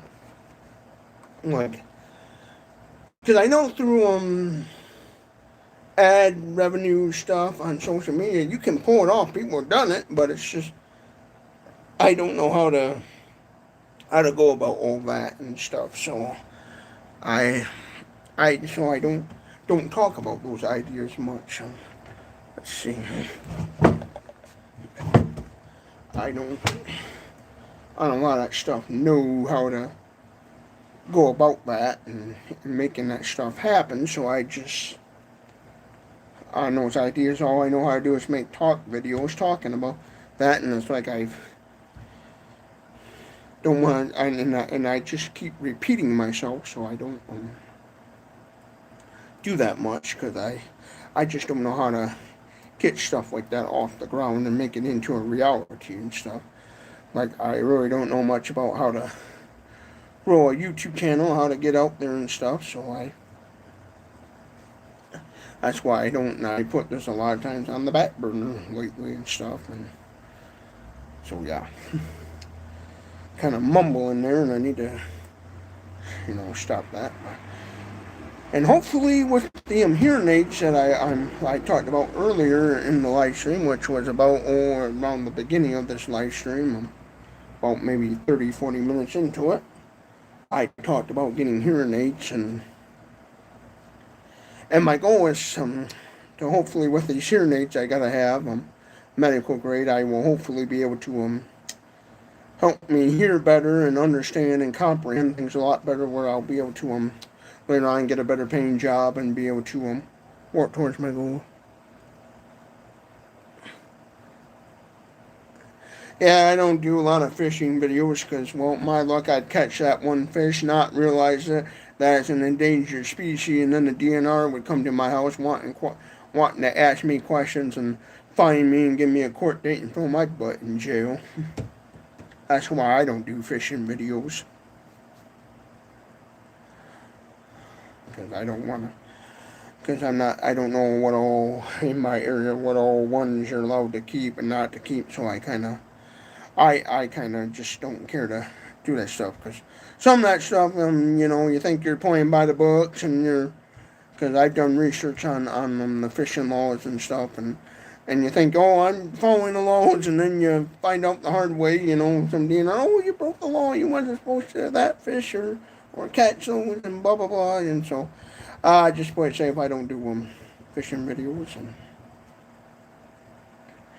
yeah, I know a lot of people like food and product reviews. I do want to have money too. I would like to kind of do some random product review videos on this channel a little bit more. Matter of fact, if I can find that one fire striker I had. I bought one of some Cockland flint strikers. If the weather wasn't so hot out, I put that to the test, showing it off and trying to get a fire going with it. One trick I do with sometimes when I'm using a fire striker, I when I'm out camping and stuff, and I gotta build a fire, I always put some fire starter and a little bit of the magnesium flakes. Scrape some of that off on, and then strike with the flint striker, and usually you can get a fire going and stuff. One thing is, I'm not very good at sometimes knowing what all is good out in the forest and what is good for fire starters and good kindling for fires and stuff. Sometimes I bring my own little approved. I got out in my garage some some fire starter stuff. Like I got those diamond strike a fire little matches that you're supposed to be able to strike the heads on them, and then they will be a perfect little fire starter. Which, as far as a light a strikeable like fire starting match, they suck. But as just using them as like a fire starter, like if you use a lighter or some other way to light them, oh, they work perfectly fine for a fire starter. But they have a strikeable head on them that you're supposed to be able to strike on the box to make them at night where they will in on their own where you don't need no other way to start them. They're junk and they don't work that in that department. I'll give them a zero stars in that department, but in a situation where you got a ferro rod or other sorts of matches or a lighter or something, and you light one of them, they work super good for getting a fire going. And you just want to use them as like a fire starter type, kindling or whatever, um, something that will give you a few minutes to get your kindling and get your big stuff going. Some people, when they do fires, they'll do what they think they call the drop down method, where they'll put the big stuff on the bottom and then their little small stuff on top, and then let the embers drop down and land on the big stuff and build a fire. Or some will get their small stuff going first and then slowly add on top the big stuff. But I know some people also like doing what they call the drop down method. I think is what survival bushcrafters call it, where you put your big stuff down first and then you put your little stuff on top, and then you put your fire starter thingy on top of the big stuff, and then little kindling, and then let the embers drop down onto the big stuff. I've always for years was always taught when you make a fire, you first start out getting your fire going, and then you add your small stuff, and then bigger stuff and bigger stuff, as the fire grows and stuff. That's always how I was always taught, and so that's always how I always done it a lot, where I just get the little fire starter going, and then I've done some fire starting videos in the past and stuff, like those diamond striker fires. I done a video about those, and the UCO ones. I like UCO those strikeable ones. The UCO stormproof matches and the striker fire little fire starter ones. Those work 10 times better. They're 5 stars, 2 thumbs up all the way and stuff. And then Zippo. One thing I like about Zippo, they make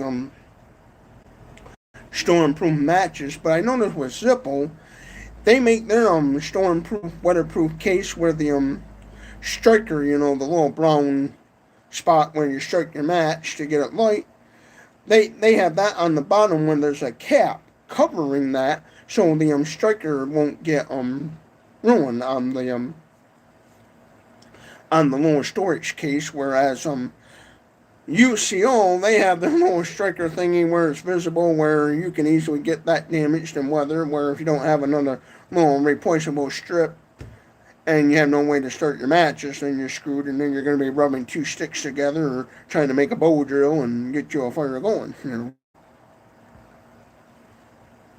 But yeah, so yeah. Now, right now, I won't be able to do any making fire builds right now because of the hot weather and stuff. Fire bans are in place, and I'm not setting my grass on fire. I'm not going to be the one that causing my street to go up in flames. So it's been too hot because yeah, what's it? 4th of July week. It was 95 degrees out, hot in this Michigan, where you didn't dare want to start no fires or cook out. So yeah, we are getting in the fall times. So usually August, September, October, November is when we start cooling down. So maybe I can do some of that and stuff. Oh, if I lived out in the country, I'd be doing a lot more little kind of survival build videos and stuff, because I would actually love to have a pickup truck or cargo van, some way to haul stuff and get online and try my hand at building hobo shacks and I call them hobo shacks, but do like the homeless do, scavenge food garbage and try to build them a little shelter and I think we need to try and make YouTube videos of Boomhauer69 trying to build a little homeless shelter or something, a little shack and stuff. If I like I used to when I was a kid living out in the country, I'd be doing that, getting scrap building material and trying to build a little crap shack, with miscellaneous doors and go on the marketplace and find free lumber, free doors, and try to build something and stuff, One time, my old neighbors, they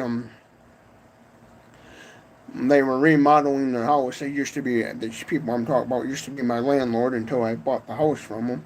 But they were redoing the roof and on the garage, and they had a dumpster and they were remodeling their house, putting some new doors in. And I remember I snagged one of their old doors, but I let the outside weather get to it and it rotted where I just had to bust it up because I was going to, one of these days I'm going to out back of my house make a little, goof around, make a little hobo shack, and I never did because I never had the proper vehicle to go pick up pallet wood and miscellaneous lumber to go do that sort of stuff.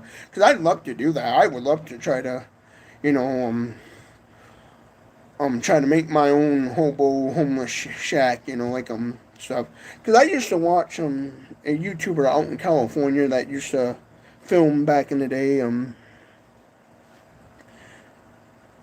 back in the day, back when California had a really major homeless problem. They still do, but he would go around filming the homeless and their little encampments and stuff and around and I remember watching that thing. Man, that'd be neat to do. Try to, make a little homeless encampment, little structure and stuff on my YouTube. So I'm fascinated with some kind of that stuff and I've watched in the past other YouTubers that film homeless encampments and seen how the homeless try to, scavenge for stuff and build little structures and make like a homemade survival shelter and stuff, Because what I would do is, I know you can, on Temu and Amazon and lots of stuff and Wish, you can get some El Cheapo little solar kits and stuff. And I think it would be neat to scavenge up a bunch of miscellaneous scrap building material and build a small little hobo shack thingy and then get one of them little cheap El Cheapo little solar light kits and then have lighting inside and make YouTube videos about it and stuff. And then maybe get like a little El Cheapo, like one of them little camping wood stoves they have for hot tents and throw one of them in there and make a little thingy. What I would do is, if I was going to do videos like that, I would do something that would be pretty easy to load up on like a flatbed trailer, and then you could then what I would do is, after I built the structure and it was, I would have a carpenter kind of look it over and make sure it's somewhat okay as far as building codes go, and then if I ever got wind of a homeless person, living down by the river or, in a kind of private area where, homeless like to a lot of times camp out, kind of in hidden public places, figure a way to sneak it down there to them and go to the homeless person. Here's a little crap shack you can live in, and by the way, you didn't get it from me, kind of thing. Damn, dude. 2 subscribers for a long time. I've seen your videos. Yeah. How's the weather in Michigan?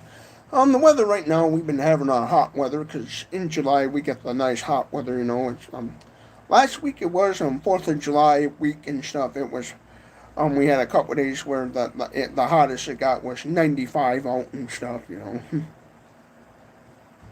I know people that live in the South and stuff, they'd be like, man, 95, that's mild compared to the 110 or 120 degrees I had and stuff. So our hottest days was 95 degrees out, I would say roughly 95, 96.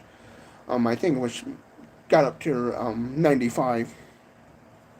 Right now, I think today it was maybe we had in the morning we had rainstorms and matter of fact in our area we had I guess there was a I saw on Facebook somebody posted in a little small town near me there was during the storm spotted a like a funnel cloud kind of. I guess they had a funnel cloud in the area or something, nothing major or anything, but yeah, so Michigan we do get tornadoes, but they're not the big ones like you get in Tornado Valley and like out in Kansas and Iowa and stuff. We just get them little ones that just they come down and then 30 seconds later they go back up, and stuff like small ones. The tornadoes we get are ones that if we do get one, it is talked about, but the people who live in areas where you get the bigger tornadoes and stuff, they would be laughing at the little itty bitty ones we get. So, But so far, we just in Michigan right now, we just been having hot weather. That's all. I mean, you're killing you, man. Well, thank you very much, there, Ranger Gucci. I always like making fun of Louis Vuitton and Gucci and all those popular apparel, clothing, jewelry brands and stuff. Even Rolex and Patek and Jacob and Company. There's a YouTuber I watch called Producer Michael. That's a really wealthy millionaire guy, and he's always doing videos about buying Ferraris and touring mansions that are for sale, and he's a watch collector. He collects watches, and he's always showing off fancy Rolexes and ones from Jacob and Company and Swissco, I think, is a watch brand, and all kinds of. He knows all about watches and Timexes and Rolexes and what do they call those ones and he knows what they call certain watches and stuff and stuff, like different what. And he always likes those kind of odder ones that more just basically I call it an art piece on your wrist, kind of watch and stuff too. Some of them that he showed is like, how in the heck are you supposed to tell time with that watch, But some of them are just more of a art piece at you, $1 million art piece on your wrist, and watching this producer Michael guy, I really like his YouTube channel, and he's a British guy, and stuff. He made his money being some sort of music producer and stuff, and in the music industry, he's a Hollywood type guy and a British guy that made millions doing music producing, and so he just on YouTube blogs his daily life and shows people kind of the richy stuff.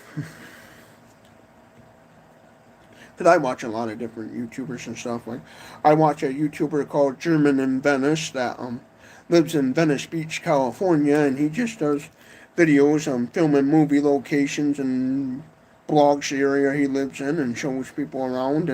And he was one of those that used to show in California in this area the homeless encampment problems that they had a few years back on Venice Beach in California and stuff, and would ride around showing homeless shelters and stuff. And like he even showed this one homeless guy's little structure that went viral all over the internet for being like a little funny 2-story little structure, and he went to the location in Hollywood, California where that was at and filmed it and showed and stuff, Because I do think that's kind of fascinating, seeing how the homeless try to build their little setups. A lot of times some homeless will just get like an old 10 by 10 canopy and they'll try to attach a bunch of tarps to it and make a bunch of little rooms out of tarps.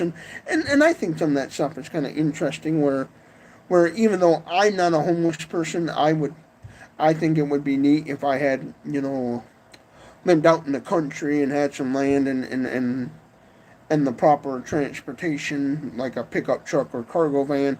I would get online and look up,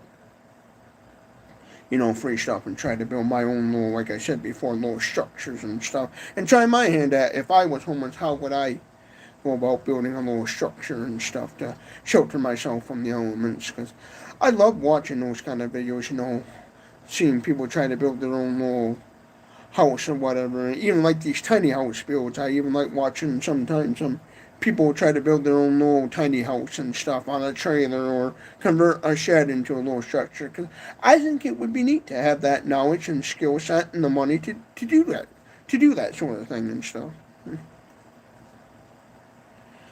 And get creative and stuff, because I've seen a lot of drafting videos where computer drafters will draw up their own little tiny house plans and then make a little 3D video of it and stuff. Actually, my brother, he knows how to do that stuff because he's a computer drafter and knows how to do all them little tiny house and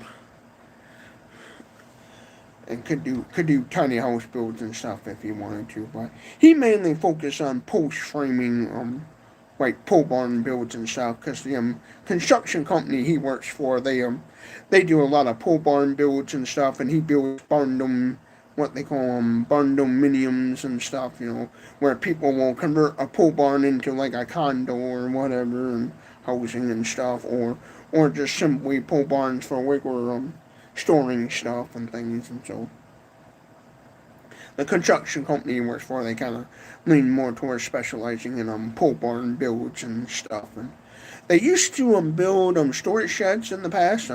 The guy that originally started the company, he focused on doing a lot of storage shed builds, and then he let his son take over the company, and then the son just kind of mainly wanted to focus on just building pole barns and stuff, because I think the son's idea is he thought doing pole barn builds was a better focus on building pole barns than versus storage sheds was a better financial solution or alternative or whatever you want to call it and stuff. So the son ended up actually taking on the business, changing the name to a construction company, because it used to be called Michigan Dutch Barns, and then they changed the name over to 42 Parallel Construction, and he focuses on a lot of pole barn builds because he really likes. It's just one of those things where the father guy, I think, just kind of messing around doing pole barn builds, and then the owner ended up. And then when the son took over, he liked doing pole barn builds versus storage shed builds. Boom, you got the day off tomorrow? Actually, I don't. I gotta work tomorrow. I work the evenings from 3 p.m. to 10 p.m. I work second shift.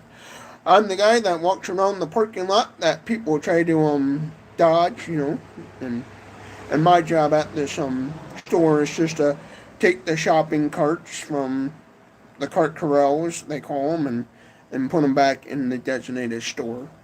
Well, when you walk into a grocery store and off to the one side they got a big old giant row of carts, my job is to bring the carts into the designated location, so the customers, when they're walking into the store, they can grab up a shopping cart and be able to do the shopping. Oh, we got the bugs now. They're going to be paying me a visit. Yeah. I'm about to start a new job, the 20th, working 3 p.m. to 2 p.m. Yep. I worked third shift before at some jobs and stuff. I've done the third shift jobs. I personally would love to have a more of a first shift. Now, this job I work at, if I wanted to, I could have it set up where I could be on the first shift, and they wouldn't mind. But since me and my brother work both the same place, and he can't drive and stuff, in his department of the store he works at, he needs to be in the second shift and stuff, because his team leader likes having him on second shift. It's gotta be the way it's gotta be and stuff. So my goal is to try to get a better paying job, build up this YouTube channel where I can be my own boss as well, and then make enough money with that where I could go to my brother and say, hey, here's $1,000,000. You don't need to work, and go and give him money to do what he wants to do in life and stuff, and pursue his, dream goals and stuff. And that was the whole point of me doing this YouTube channel in the first place, was to try to, you know, do something, create a job for myself where I can be my own boss and do my own thing. But the problem is over here, I also got to work, and so it makes it harder for me to do videos and stuff. Yeah. Yeah, I just work this job until I can get hearing aids, and then I'm gonna try to venture out and work for this store, and then try to figure out, okay, with my skill set, what jobs are available that I'd be able to do that will make me a decent money, that will allow me to be able to buy this house and fix it up and work on building the YouTube channel and stuff. Yeah, because my goal is to make this YouTube thing be where I can make tons of money with it, and then use the money that I make off of YouTube to start up my own business, or and do the thing I want to do in my personal life, and then be able to also have money to help out those in need, and basically start up my own, have also where I'm doing YouTube and also having my own business on the side and stuff, where I can be my own boss, because I would like to start up my own business somehow and make that a possibility. Because I think it would be neat to be able to start up my own, like maybe car company or something, and I had that idea as well, and then also I thought about it'd be cool to open up my own, like, bar restaurant.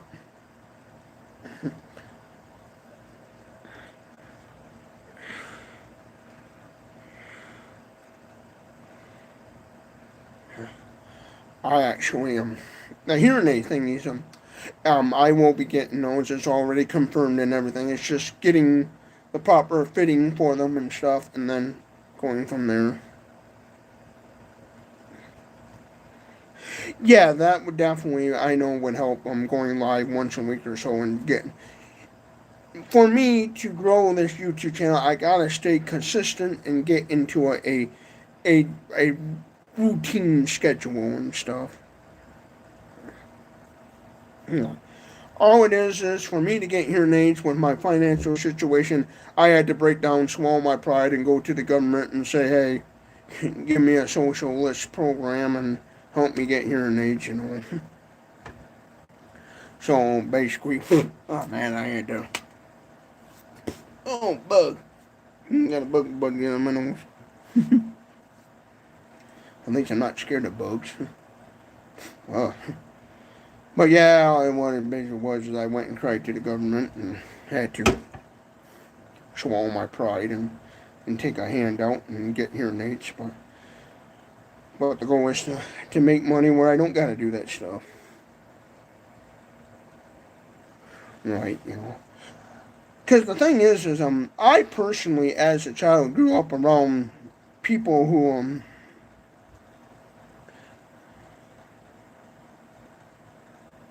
yeah, I remember that bat video. Actually, I called that a bat, but the truth be known, that might even just been a regular standard bird. But I think if I remember right, the way the wings were, it was definitely a bat. Because the church next door to me is over 100 years old, and they got bats living up in the ceiling of that.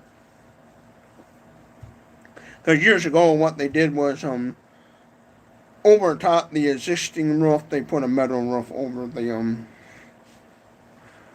skinwalker.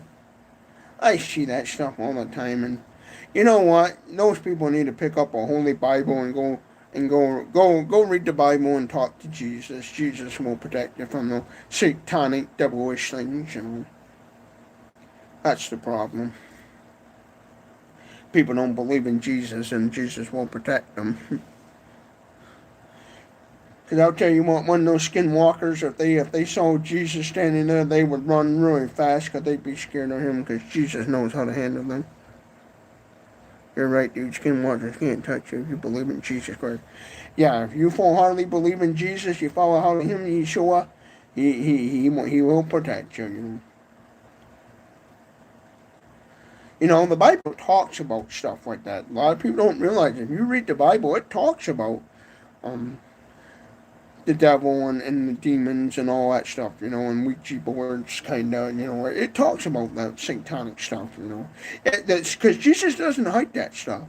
Jesus, he puts it out there. He warns people, yeah, Satan's got his little angels and creeps and weirds and stuff. The Bible talks about ghosts and stuff, satanic. And, well, the Bible even warns about people worshiping Satan and devilish and stuff. We got people in Hollywood and in our own government, and trying to worship Satan and do all these satanic things.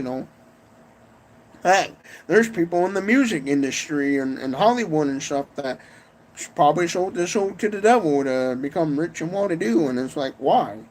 This world is temporary, so why would you do that? You don't own your soul. Jesus does. Yeah, and that's why if you watch some of these people like that famous preacher, TV preacher, Kenneth Copeland, watch that man. Watch his eyes and how like dilated like his pupils are black and stuff. That Kenneth Copeland. And I watched a video one time on YouTube of that sick person cutting his hand, squeezing it into juice, and then trying to get people to drink it and say, this is how you do communion and stuff. And when I saw that, I said to myself, I would love to have the strength and power. I would love to have Jesus use me as a voice box, like a PA speaker, and walk in there, walk into his church, his mega church service, Sunday service, and with a whip, and be walking down the aisle and crack that whip and call him a blasphemer and stuff. Because that is sick. You don't do that. God doesn't want you cutting your hand and people's blood and stuff. That's satanic. That's devil. God doesn't do that. The only blood God wants you to drink is the blood of Christ. And there's a TV show called The Chosen. They did a segment about the Last Supper. God tells you how to do it. He doesn't want people cutting their hands and drinking other people's blood. Jesus never wants you to do that.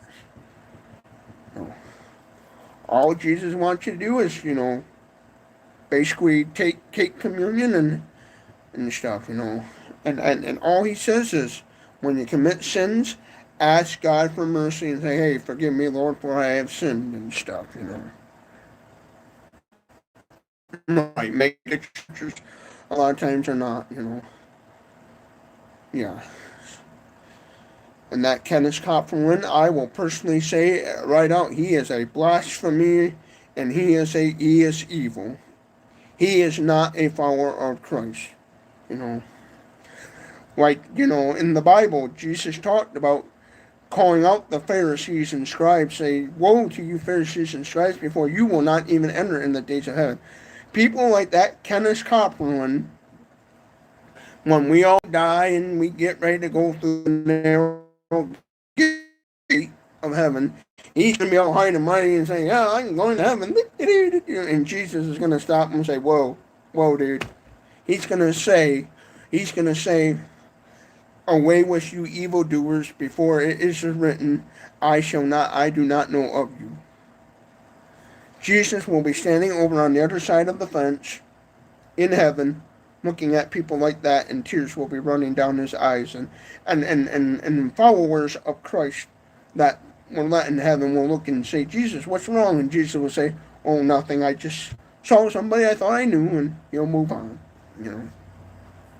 That's why if you don't follow Jesus and worship him and follow him and stuff on this temporary earth, you're not going to go anywhere. You're going to get an eternal death, People don't realize this world we live in is a temporary world where if you don't follow Jesus, you don't read that Bible, you don't worship him, you don't pray, you don't do things right, you're going to bye-bye.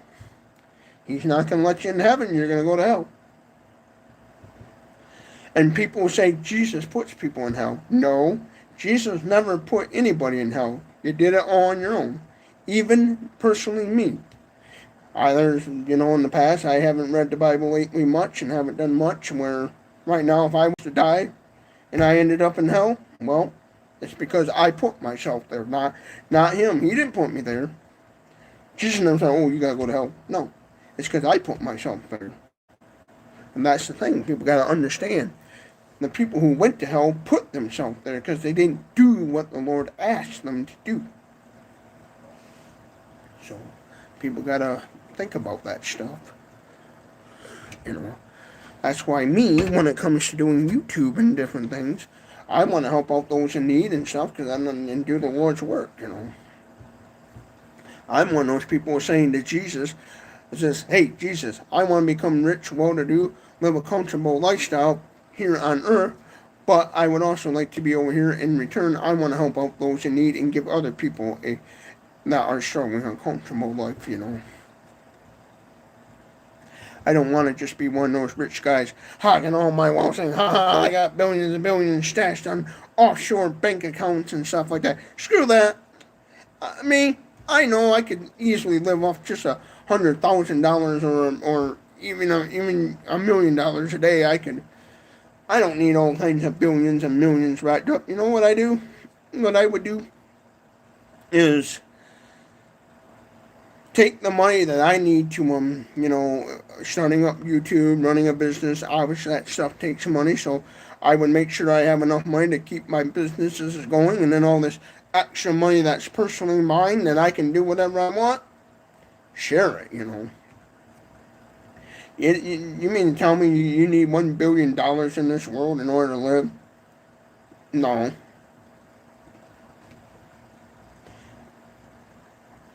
Me, I'd probably fix up this I would get some property out in the country there for the YouTube channel to be able to have lots of room to do a bunch of things. But I would do that, and then this house, just fix it up. I wouldn't go out and buy crazy fancy $1,000,000 mansions or all this crazy stuff. I'd have some fun little toys that I would love to have, and that'd be about it. Yeah, in the past, but I don't do much of them no more because I basically did all the food that I like to eat on a regular basis. So it would be, if I did any more of those cook videos, it would just be a repeat and stuff of what I done. But yeah, I don't want to be one of those rich people hogging my wealth all the time and stuff. My personal goal would be is to like I said, become well-to-do, but share the wealth. If somebody gave me $1 billion right now, I would take some of that money, get myself out of debts, invest it to make more money, and then take a little bit of that to invest to make more money for myself, and then a lot of it I would just give away to other people and stuff. I would go to friends, family members that I know are struggling. Like I have a grandmother that's ain't got a whole lot, so I give her some of the money, and friends that I know that got children and stuff, and other people, like I know some ladies they're just working class people, and I'd go to them and say, hey, here's some money for you ladies to go live your life so you don't need to rely on stuff, help them out and different things. And gotta get me a drink here.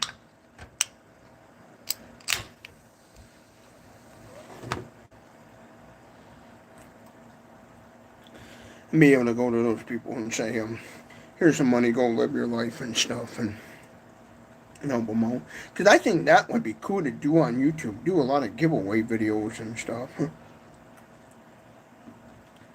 Because I think it would be funny to have a camera crew and do a video where I had the keys and title in my hand of a fancy supercar and walk up to some random person and give them like a nice car or something.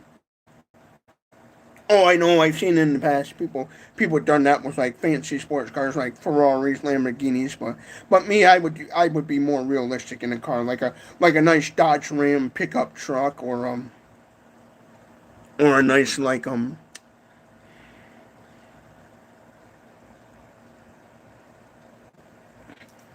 doing like a Dodge Ram pickup or some, minivan or something, a car that people could actually afford and stuff. Because, yeah, Lamborghinis, Ferraris, and Porsches, and McLarens, and Bugattis, and all that stuff. Yeah, those cars, I guess you can say, if that's your thing, they're cool and stuff, but at the end of the day, nobody can really afford that stuff, and then what happens is you give those to people that can't afford those cars, then they got the burden of trying to sell it and not get ripped off, they had to find right kind of auction houses and all kinds of stuff, and it's just crazy. Matter of fact, I'll turn that fan off, because I think it's kind of giving me a little bit of a interesting runny nose, because it's getting kind of cooler out now. But yeah, it wouldn't make sense to stuff. Yeah. Yeah, I plan on, right now I can't because we got hot weather and stuff where, if I had any issues with my, charcoal fire grill and stuff, stupid bug, like ladybug, little Japanese beetle thingies. I can't right now because it's kind of too hot and things been so dry lately, so I can't, do any kind of those growing videos. But yeah, I should definitely get the ball rolling on that stuff, I get 2 days off from work. I get a Monday and a Thursday off, so, and maybe get my butt and do some of that stuff, I could probably in my garage. I got that little butane one burner stove and get a new frying pan and cook up some stuff. So I do get sometimes those pork sausage brats and stuff from Aldi's, and maybe do some videos of that and stuff.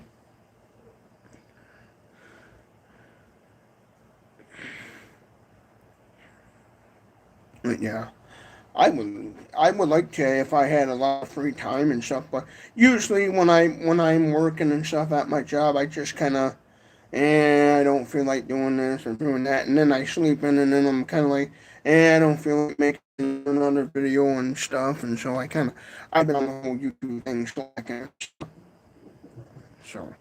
yeah, but yeah, and so that's why I haven't lately, but I'm gonna have to, light the firecracker under my butt and hot tube getting this built up. But yeah, I would love to be able to do YouTube videos of giving all kinds of stuff away. Like I even thought about in the past, if I had money, ordering up a bunch of stuff, and then on Halloween doing like a little scratch off giveaway thingy where I thought about one time buying some of these little scratch off tickets and letting little kids scratch off a ticket to see if they become a winner, and then if they win, give them a prize or something. I thought about being neat to have the money to do all that stuff, and like Xboxes, PlayStations, and little go-karts and stuff. I think it'd be neat to have the money to do that sort of stuff if Jesus Christ of Nazareth allows it and stuff. But just to put a smile on a kid's face. The only thing is sometimes doing that, excuse me for the burping there, but sometimes doing that stuff, it's nice, but also it can be kind of a burden on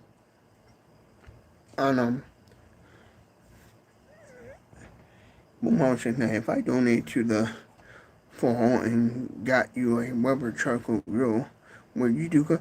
I actually have a little from Menards store, a little tabletop charcoal grill and stuff already. So yeah, if somebody donate a Weber charcoal grill, I'd actually do a YouTube video about the grill and stuff, and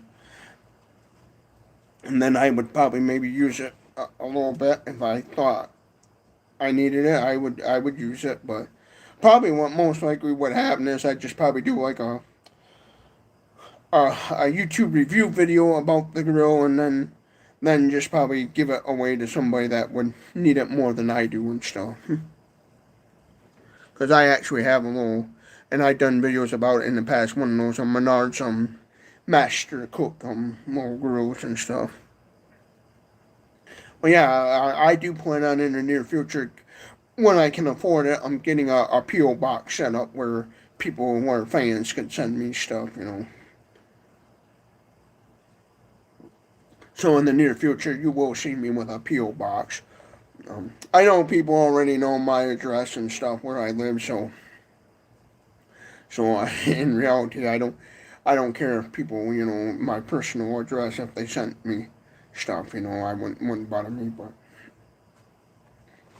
because I don't actually on where I live, I don't hide that because it's so easy to find out where somebody lives. It's not even funny. And people are like, oh, you shouldn't let people know where you live. Well, the thing is, they're gonna find out either way. It ain't rocket science to go on Google and Google research where somebody lives. Yeah,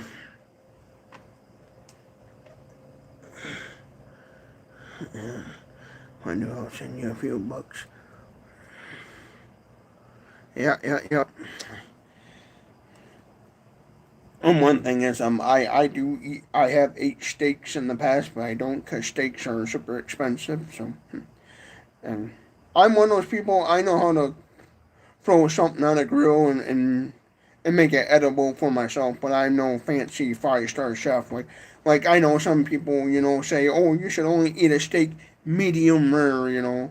Me, I don't know what the hell medium rare is, and so I'm one of those people. I would just throw the food on the grill and look at it. If it looks cooked to me, then I take it off and eat it. Like some people think it's a crime to use A1 steak sauce. I know. Yeah, that's the way I look at it. You can. I never consider myself an actual chef or cook or anything. I know how to, I guess, make stuff where it doesn't, burn too bad. You know.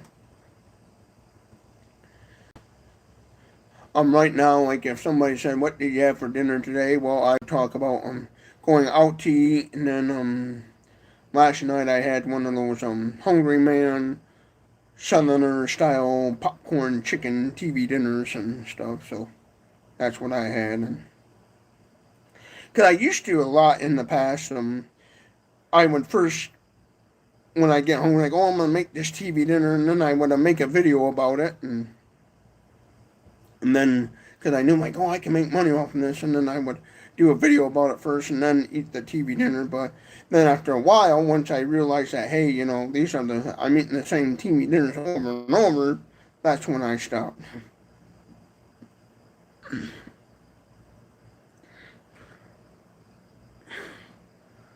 Yeah. Oh, it won't bother me what kind of is. I would do a store, look at something that and look at something that says beef steak and just call it that and pick it up, grab it, and call it a day. I wouldn't pay attention to if it was ribeye or whatever it was. I just go to my local grocery store and look at it, look at the packaging and says, look at how cheap it is. Say beef steak, say yeah, oh good, and throw it on the thing.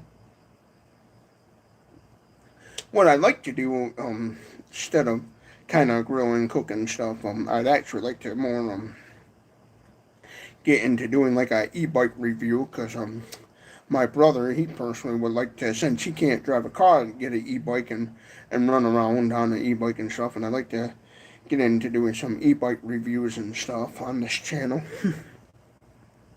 Because I personally like ride-on toys. I'm a big fan of quad runners, dirt bikes, and, well, not necessarily dirt bikes, but quad runners, side-by-sides, like those mini Jeeps and kind of oddball stuff, and mopeds. And I think it would be neat to make money off on YouTube and do videos on that stuff. And little mini bikes, ribeye steaks, best cut.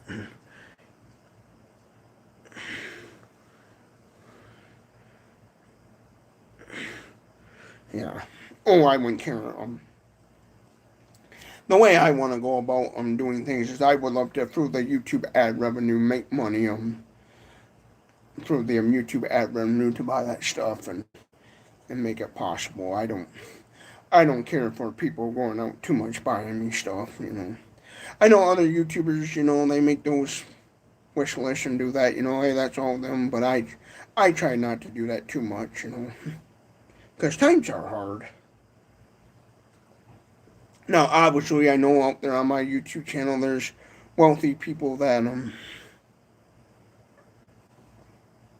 there's wealthy people out there that can afford to do that stuff, and they would say, yeah, I would love to do that, buy you an e-bike or stuff, and if I personally knew they was a well-to-do millionaire person and it wasn't hurting their bank account none, and they offered up, then I'd say, oh, sure, yeah, you can, but some people will do that sort of stuff, buy something for somebody, and they really can't be afford to doing that stuff, and those are the people I kind of I would say dislike, it's like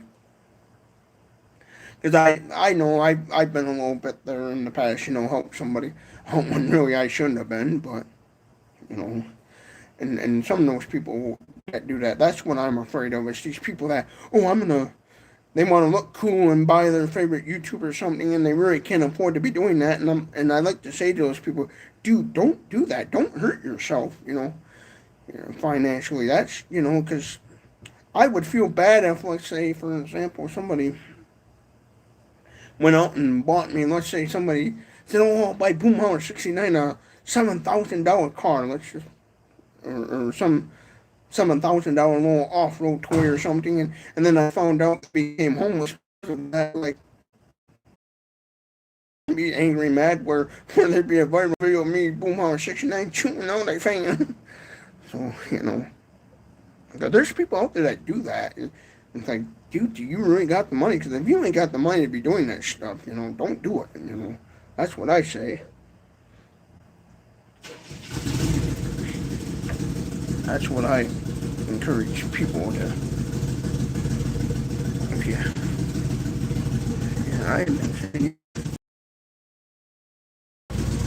Yeah, if you want to do that, you're more than welcome to do that. It's up to you, but you know, if you people do that stuff, like send me money or do any of that sort of stuff, just make sure you can properly afford it. Make sure you can properly afford it and stuff, and make sure you got permission from people. I don't want children or any underage person under the age of 18 trying to send me stuff, and I don't want none of that neither. So, because my channel, I'm going to tell you all right now, my YouTube channel is more geared towards the more of the adult stuff. I'm more for adults. That's what I market my YouTube channel as, because I'm a 35-year-old guy. I'm a single 35-year-old guy, so my channel is more for for the adults and stuff, and not really children or anything. In the past, I met some fans that, one time I met a guy and his daughter, and they said, yeah, my daughter likes watching your YouTube channel, and I was like, oh, thank you, and I warned them, hey, my channel's for adults, because I have posted comedy jokes in the past that are R-rated adult material, for mature, and so, and me, I have a potty mouth where I could easily slip up and say, swear words and stuff, and so, you know,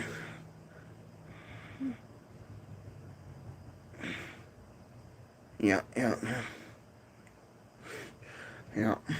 I know a lot of people would do that if they were wanted to, but yeah, on all that stuff, if you people send me stuff or money and stuff, just make sure, you can probably afford it and not, hurt yourself financially. I don't want that. Don't want people doing that, because I know there's people out there, like I said before, that do that, and I, I don't want people to hurting themselves financially. So, and well, plus some electric e-bikes, to get spend about $2,000-3,000 on one just to get anything decent. Usually the stuff that's under $1,000, that's like and anything under $1,000 got low mile range and has the potential of being a fire hazard. Well, like my brother, he was looking at a used electric pedal bicycle at a Pedigo electric bicycle dealer, and this used one, it was in really good shape, real good, nice used one that was in good shape. And he asked the guy, how much you want it? Oh, I can let it go for about, like, I think he said 1,100, like 1,000, over $1,000 just for this used one. And still, which this brand of this model of Pedigo, I think, goes for about usually around 1,900 to almost $2,000 brand new. And the guy was like, well, I can let that go for around 1,100, because it was one that you can tell was barely used, where it was like used but in pretty good shape and stuff, because he had it out on the lot. My brother looked it over and he asked the guy and stuff, and where at the end you would get a yeah, you're the most down to earth YouTuber. You bring me back to the early days of YouTube, the real raw. Yeah, I don't, as far as YouTube goes, I try to be as honest as possible and not sit there and bull crap like all these other YouTubers and stuff. That's why I don't care for all this AI technology, because all AI is it's just creating lies. That's why I don't like AI technology and all that AI stuff. It's just basically it's just lying. Because the problem is, when you lie to people, you gotta remember the lie, and then forget the lie, and then eventually it'll come back one way or another and bite you in the butt. Like lying, for example, when you're a young guy and you're out partying with your friends, drinking it up and stuff, people will, sometimes guys will cry, oh, I can drink this and I drink this kind of alcohol, that kind of alcohol. I pack away the beer and the whiskey, and I myself in the past seen the people like, dude, you're just gonna burn yourself at the end of the day, because then eventually somebody's gonna call you out, and then you're gonna have to prove to people you can, and then you're gonna end up on the barroom floor, passed drunk, passed out in a jail cell. Yeah, yeah, I don't care for all that AI stuff. I just kind of stay away from it. I had some of that stuff messed around with it a little bit, but I just kind of keep away from it. Best I can. You know, but that's all I'm gonna say about that AI stuff. That's why I love you, man. I'm moving back north soon from south to Ohio from Carolina. How is the weather? Well, right now here in Michigan, anyways, we've been having some warm weather where it's been around 80, 90-degree weather and stuff.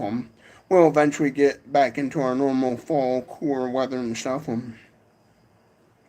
Usually on a nice day it'll be around 70 to 80 in the forecast. During the 4th of July week and stuff, we had the hot 95-degree weather where it was pushing 100 and stuff, and that was like the most hottest talked about days. So we've been having typically going warm weather and stuff. That's why I don't do all kinds of. Right now, I don't do any cooking videos because it's been so hot and dry where you can't be cooking or doing anything. Yeah, yeah. Yeah, that's like in Michigan, what we consider a hot weather. We in Michigan we would consider 95 being hot, and people in the South and the warmer requirements would be like, that's nothing. I had 110, 120 degrees and stuff. So, and then of course up in Canada, the Canadians, what they would consider hot weather, us northern Michiganders would be like, that's nothing compared to what we had. Or like cold weather, in the South, the Southerners, the Southern people in the South in the warm climates, what they consider cold weather, we Northern people sit back and we laugh at them when it comes to cold weather. We're like, that's cold, shoot, that's mild compared to us.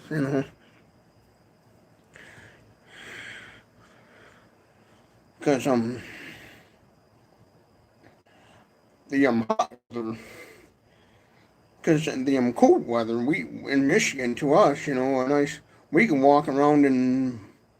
I've in the past, I think it was about roughly upper 40s, and in lower 50 weather, like 50, 60-degree weather, I can walk around with a short sleeve shirt on. Like this shirt I'm wearing right now would be perfect for certain like fall time weather here in the north, where a southern person would have that kind of weather where they live, and they'd be wearing winter coats and be like, man, I cold and stuff. I personally like warmer weather because I hate trying to drive on ice and snow and stuff. If I didn't have to drive in the winter, I would be all right. But as far as the only reason why I don't like the cold weather is because I gotta drive on ice and stuff. And hopefully I can build up this YouTube channel where come winter time I just travel to some warm climate and do videos and stuff and escape the cold weather. Or just hire me a chauffeur and drive me around.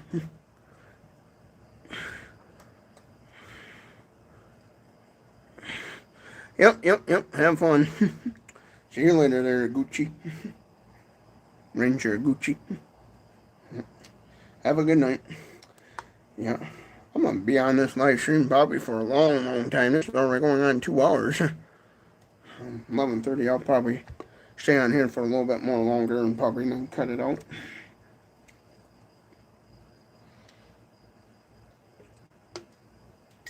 But yeah. Also, I got the super chats. Got this monetized if I remember right. So, or kill the silly bugs and piss me off. But yeah. So yeah, about the cold weather there. Yeah. People in the south, what they consider cold weather, we'd be like up here in the north, like, yeah, that's mild compared to cold weather we get. Shoot, when I work for a store, I've seen people when it's like 30 degrees out, like Fahrenheit, like 30 degrees, 25 degrees out Fahrenheit. I've seen people walking and just wearing a sweatshirt and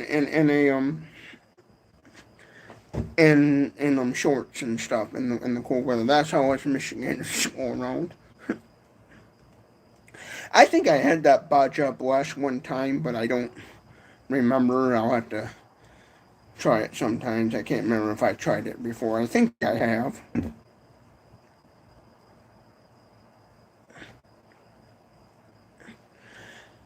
If I knew how to properly do podcasting and stuff, I probably would do something like that. Like, I'm not too familiar, kind of. I know what a podcast is kind of is, I don't know a whole lot of details. I know it's just where people set up microphones and it's like kind of acting like a talk show, where they film talking and interviewing people and stuff, Usually podcasts are one of those where they'll have it set up where you can watch a video or go to another platform and watch like an audio, like radio version and stuff,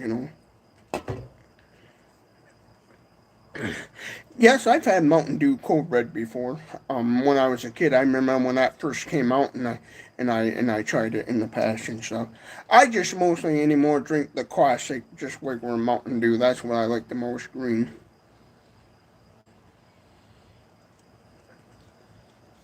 That's what I like. Get some green pop. But yeah, I had Mountain Dew Cold Red before. Yeah, because with in the past doing like the food review stuff and food videos, I was my goal in those days were to kind of do just some kind of like a product review thing, and since I couldn't afford to go out and buy all kinds of products and put them to the test, I I would do a lot of just food reviews to try to help get this channel attention, and then I thought, well, why not help out those in need and stuff? And, yeah, I had Diet Mountain Dew in the past because when I was a kid, my mother was a diabetic and she couldn't have sugar pop, so I drank Diet Mountain Dew in the past.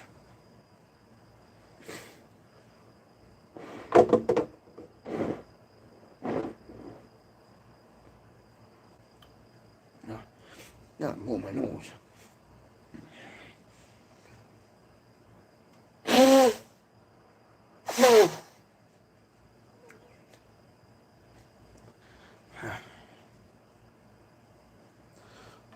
Look, I got that old. Yeah. Yeah, the sad thing is about that is I've done all the ones that I like to eat, so I don't do any more of those. Yeah, crack open a cold beer after. Oh, when it comes to alcohol, beer stuff, I'm not very much until I'm drinking alcohol and stuff. So I have drank it. Yes, I have drank it, but I'm not much of a beer and alcohol kind of person. I'm kind of not for me. I'm one of those guys. Yes, I can drink alcohol where one becomes two, two becomes three, and the next minute I'm drunk, hammered. So I've done it in the past. I've been drunk before and stuff, but.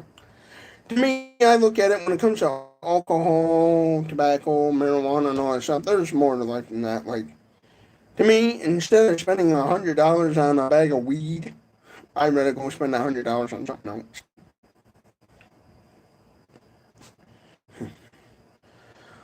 Like for example, there's people that would spend $800 on like a bag of marijuana or some sort of drug, and me, I'm like, man, if I had that, I'd be going to buy one of them little ride-on toys and stuff. I'd be going to Tractor Supply or some farm store and one of them mini bikes or slapping it down on a go-kart or something, you know. That's just me and my personal problems. I'm not a big alcohol and stuff. I drank alcohol before. I drank Papu Ribbon and Cinnamon Fireball whiskey and Jack Daniels and had Absolute vodka and Patron tequila and stuff, you know. No, I don't mind here and there and stuff, but somewhere with a group of people, but I just, you know, I don't think not for me. Usually, the only time I ever get drunk or get hammered on alcohol is because somebody else bought it and stuff, and then I've in the past been one of those, hey, I'm not going to turn down a free drink, you know. To me, I look at it, there's more to life than just sitting around getting drunk and hammered all the time. That's just the way I always been, you know. I grew up around people that were definitely 100% alcoholics and seeing how their life turned out and say, not for me, you know. Plus, I want to focus on making all kinds of money with YouTube and trying to become well-to-do. And of course, being drunk all the time in the bar, you know, you can't do that. You can't be trying to become wealthy because you'd be too busy drunk and you wouldn't be able to, you know, do anything, you know.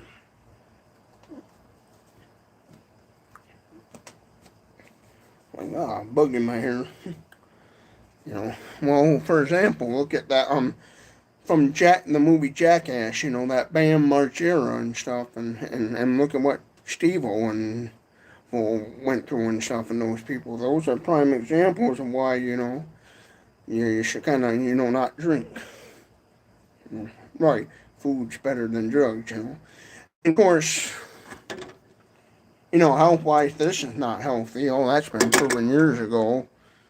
And stuff, you know, and soda pop, that's not healthy as much, so when it comes to, like, people, running down alcoholics and stuff and running down drug addicts, well, and I look at it, you're no better because if you're addicted to food, coffee, or something, you're, you know, just as bad.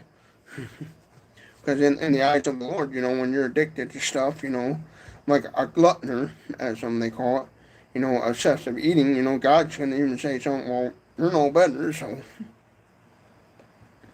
But yeah, I just kind of, I don't mind once in a while, you know, I'm sitting, like, I'll sit and socialize with drinking people, but I'm mostly just always drinking pop and different stuff, but I will interact and socialize with those people. And then obviously, of course, if a nice good-looking woman came my way and said, hey, buddy, come to my house and let's have some drinks, you know, well, I'm not turning that down. You know, especially if she's a perfect 10, hot good-looking woman, hey. You know, I'm not that stupid.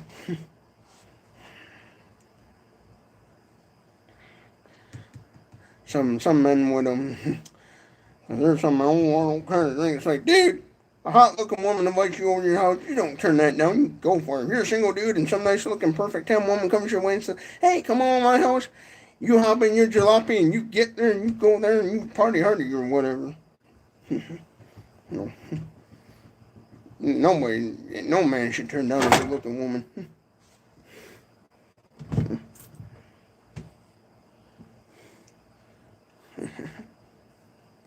That's the way I look at it.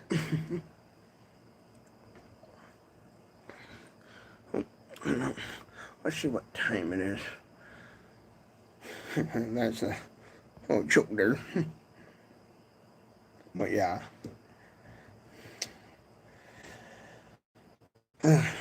Well, yeah. Oh, well, I'll at least make some few cents off the live stream after I upload it there. Oh, must be it restarted a new live stream. That's why. Because the other one cut it out, and because my internet errored, so that would explain why. Let's see here.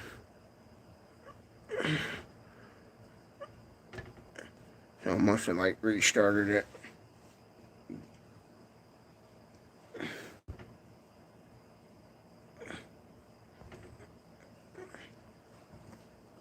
So yeah. What happened is my internet froze or whatever, cuts out. Because sometimes this internet will do that. Very rarely happens, but like all good internet connections, they all one time, lose some connection and then restarts back up. So yeah.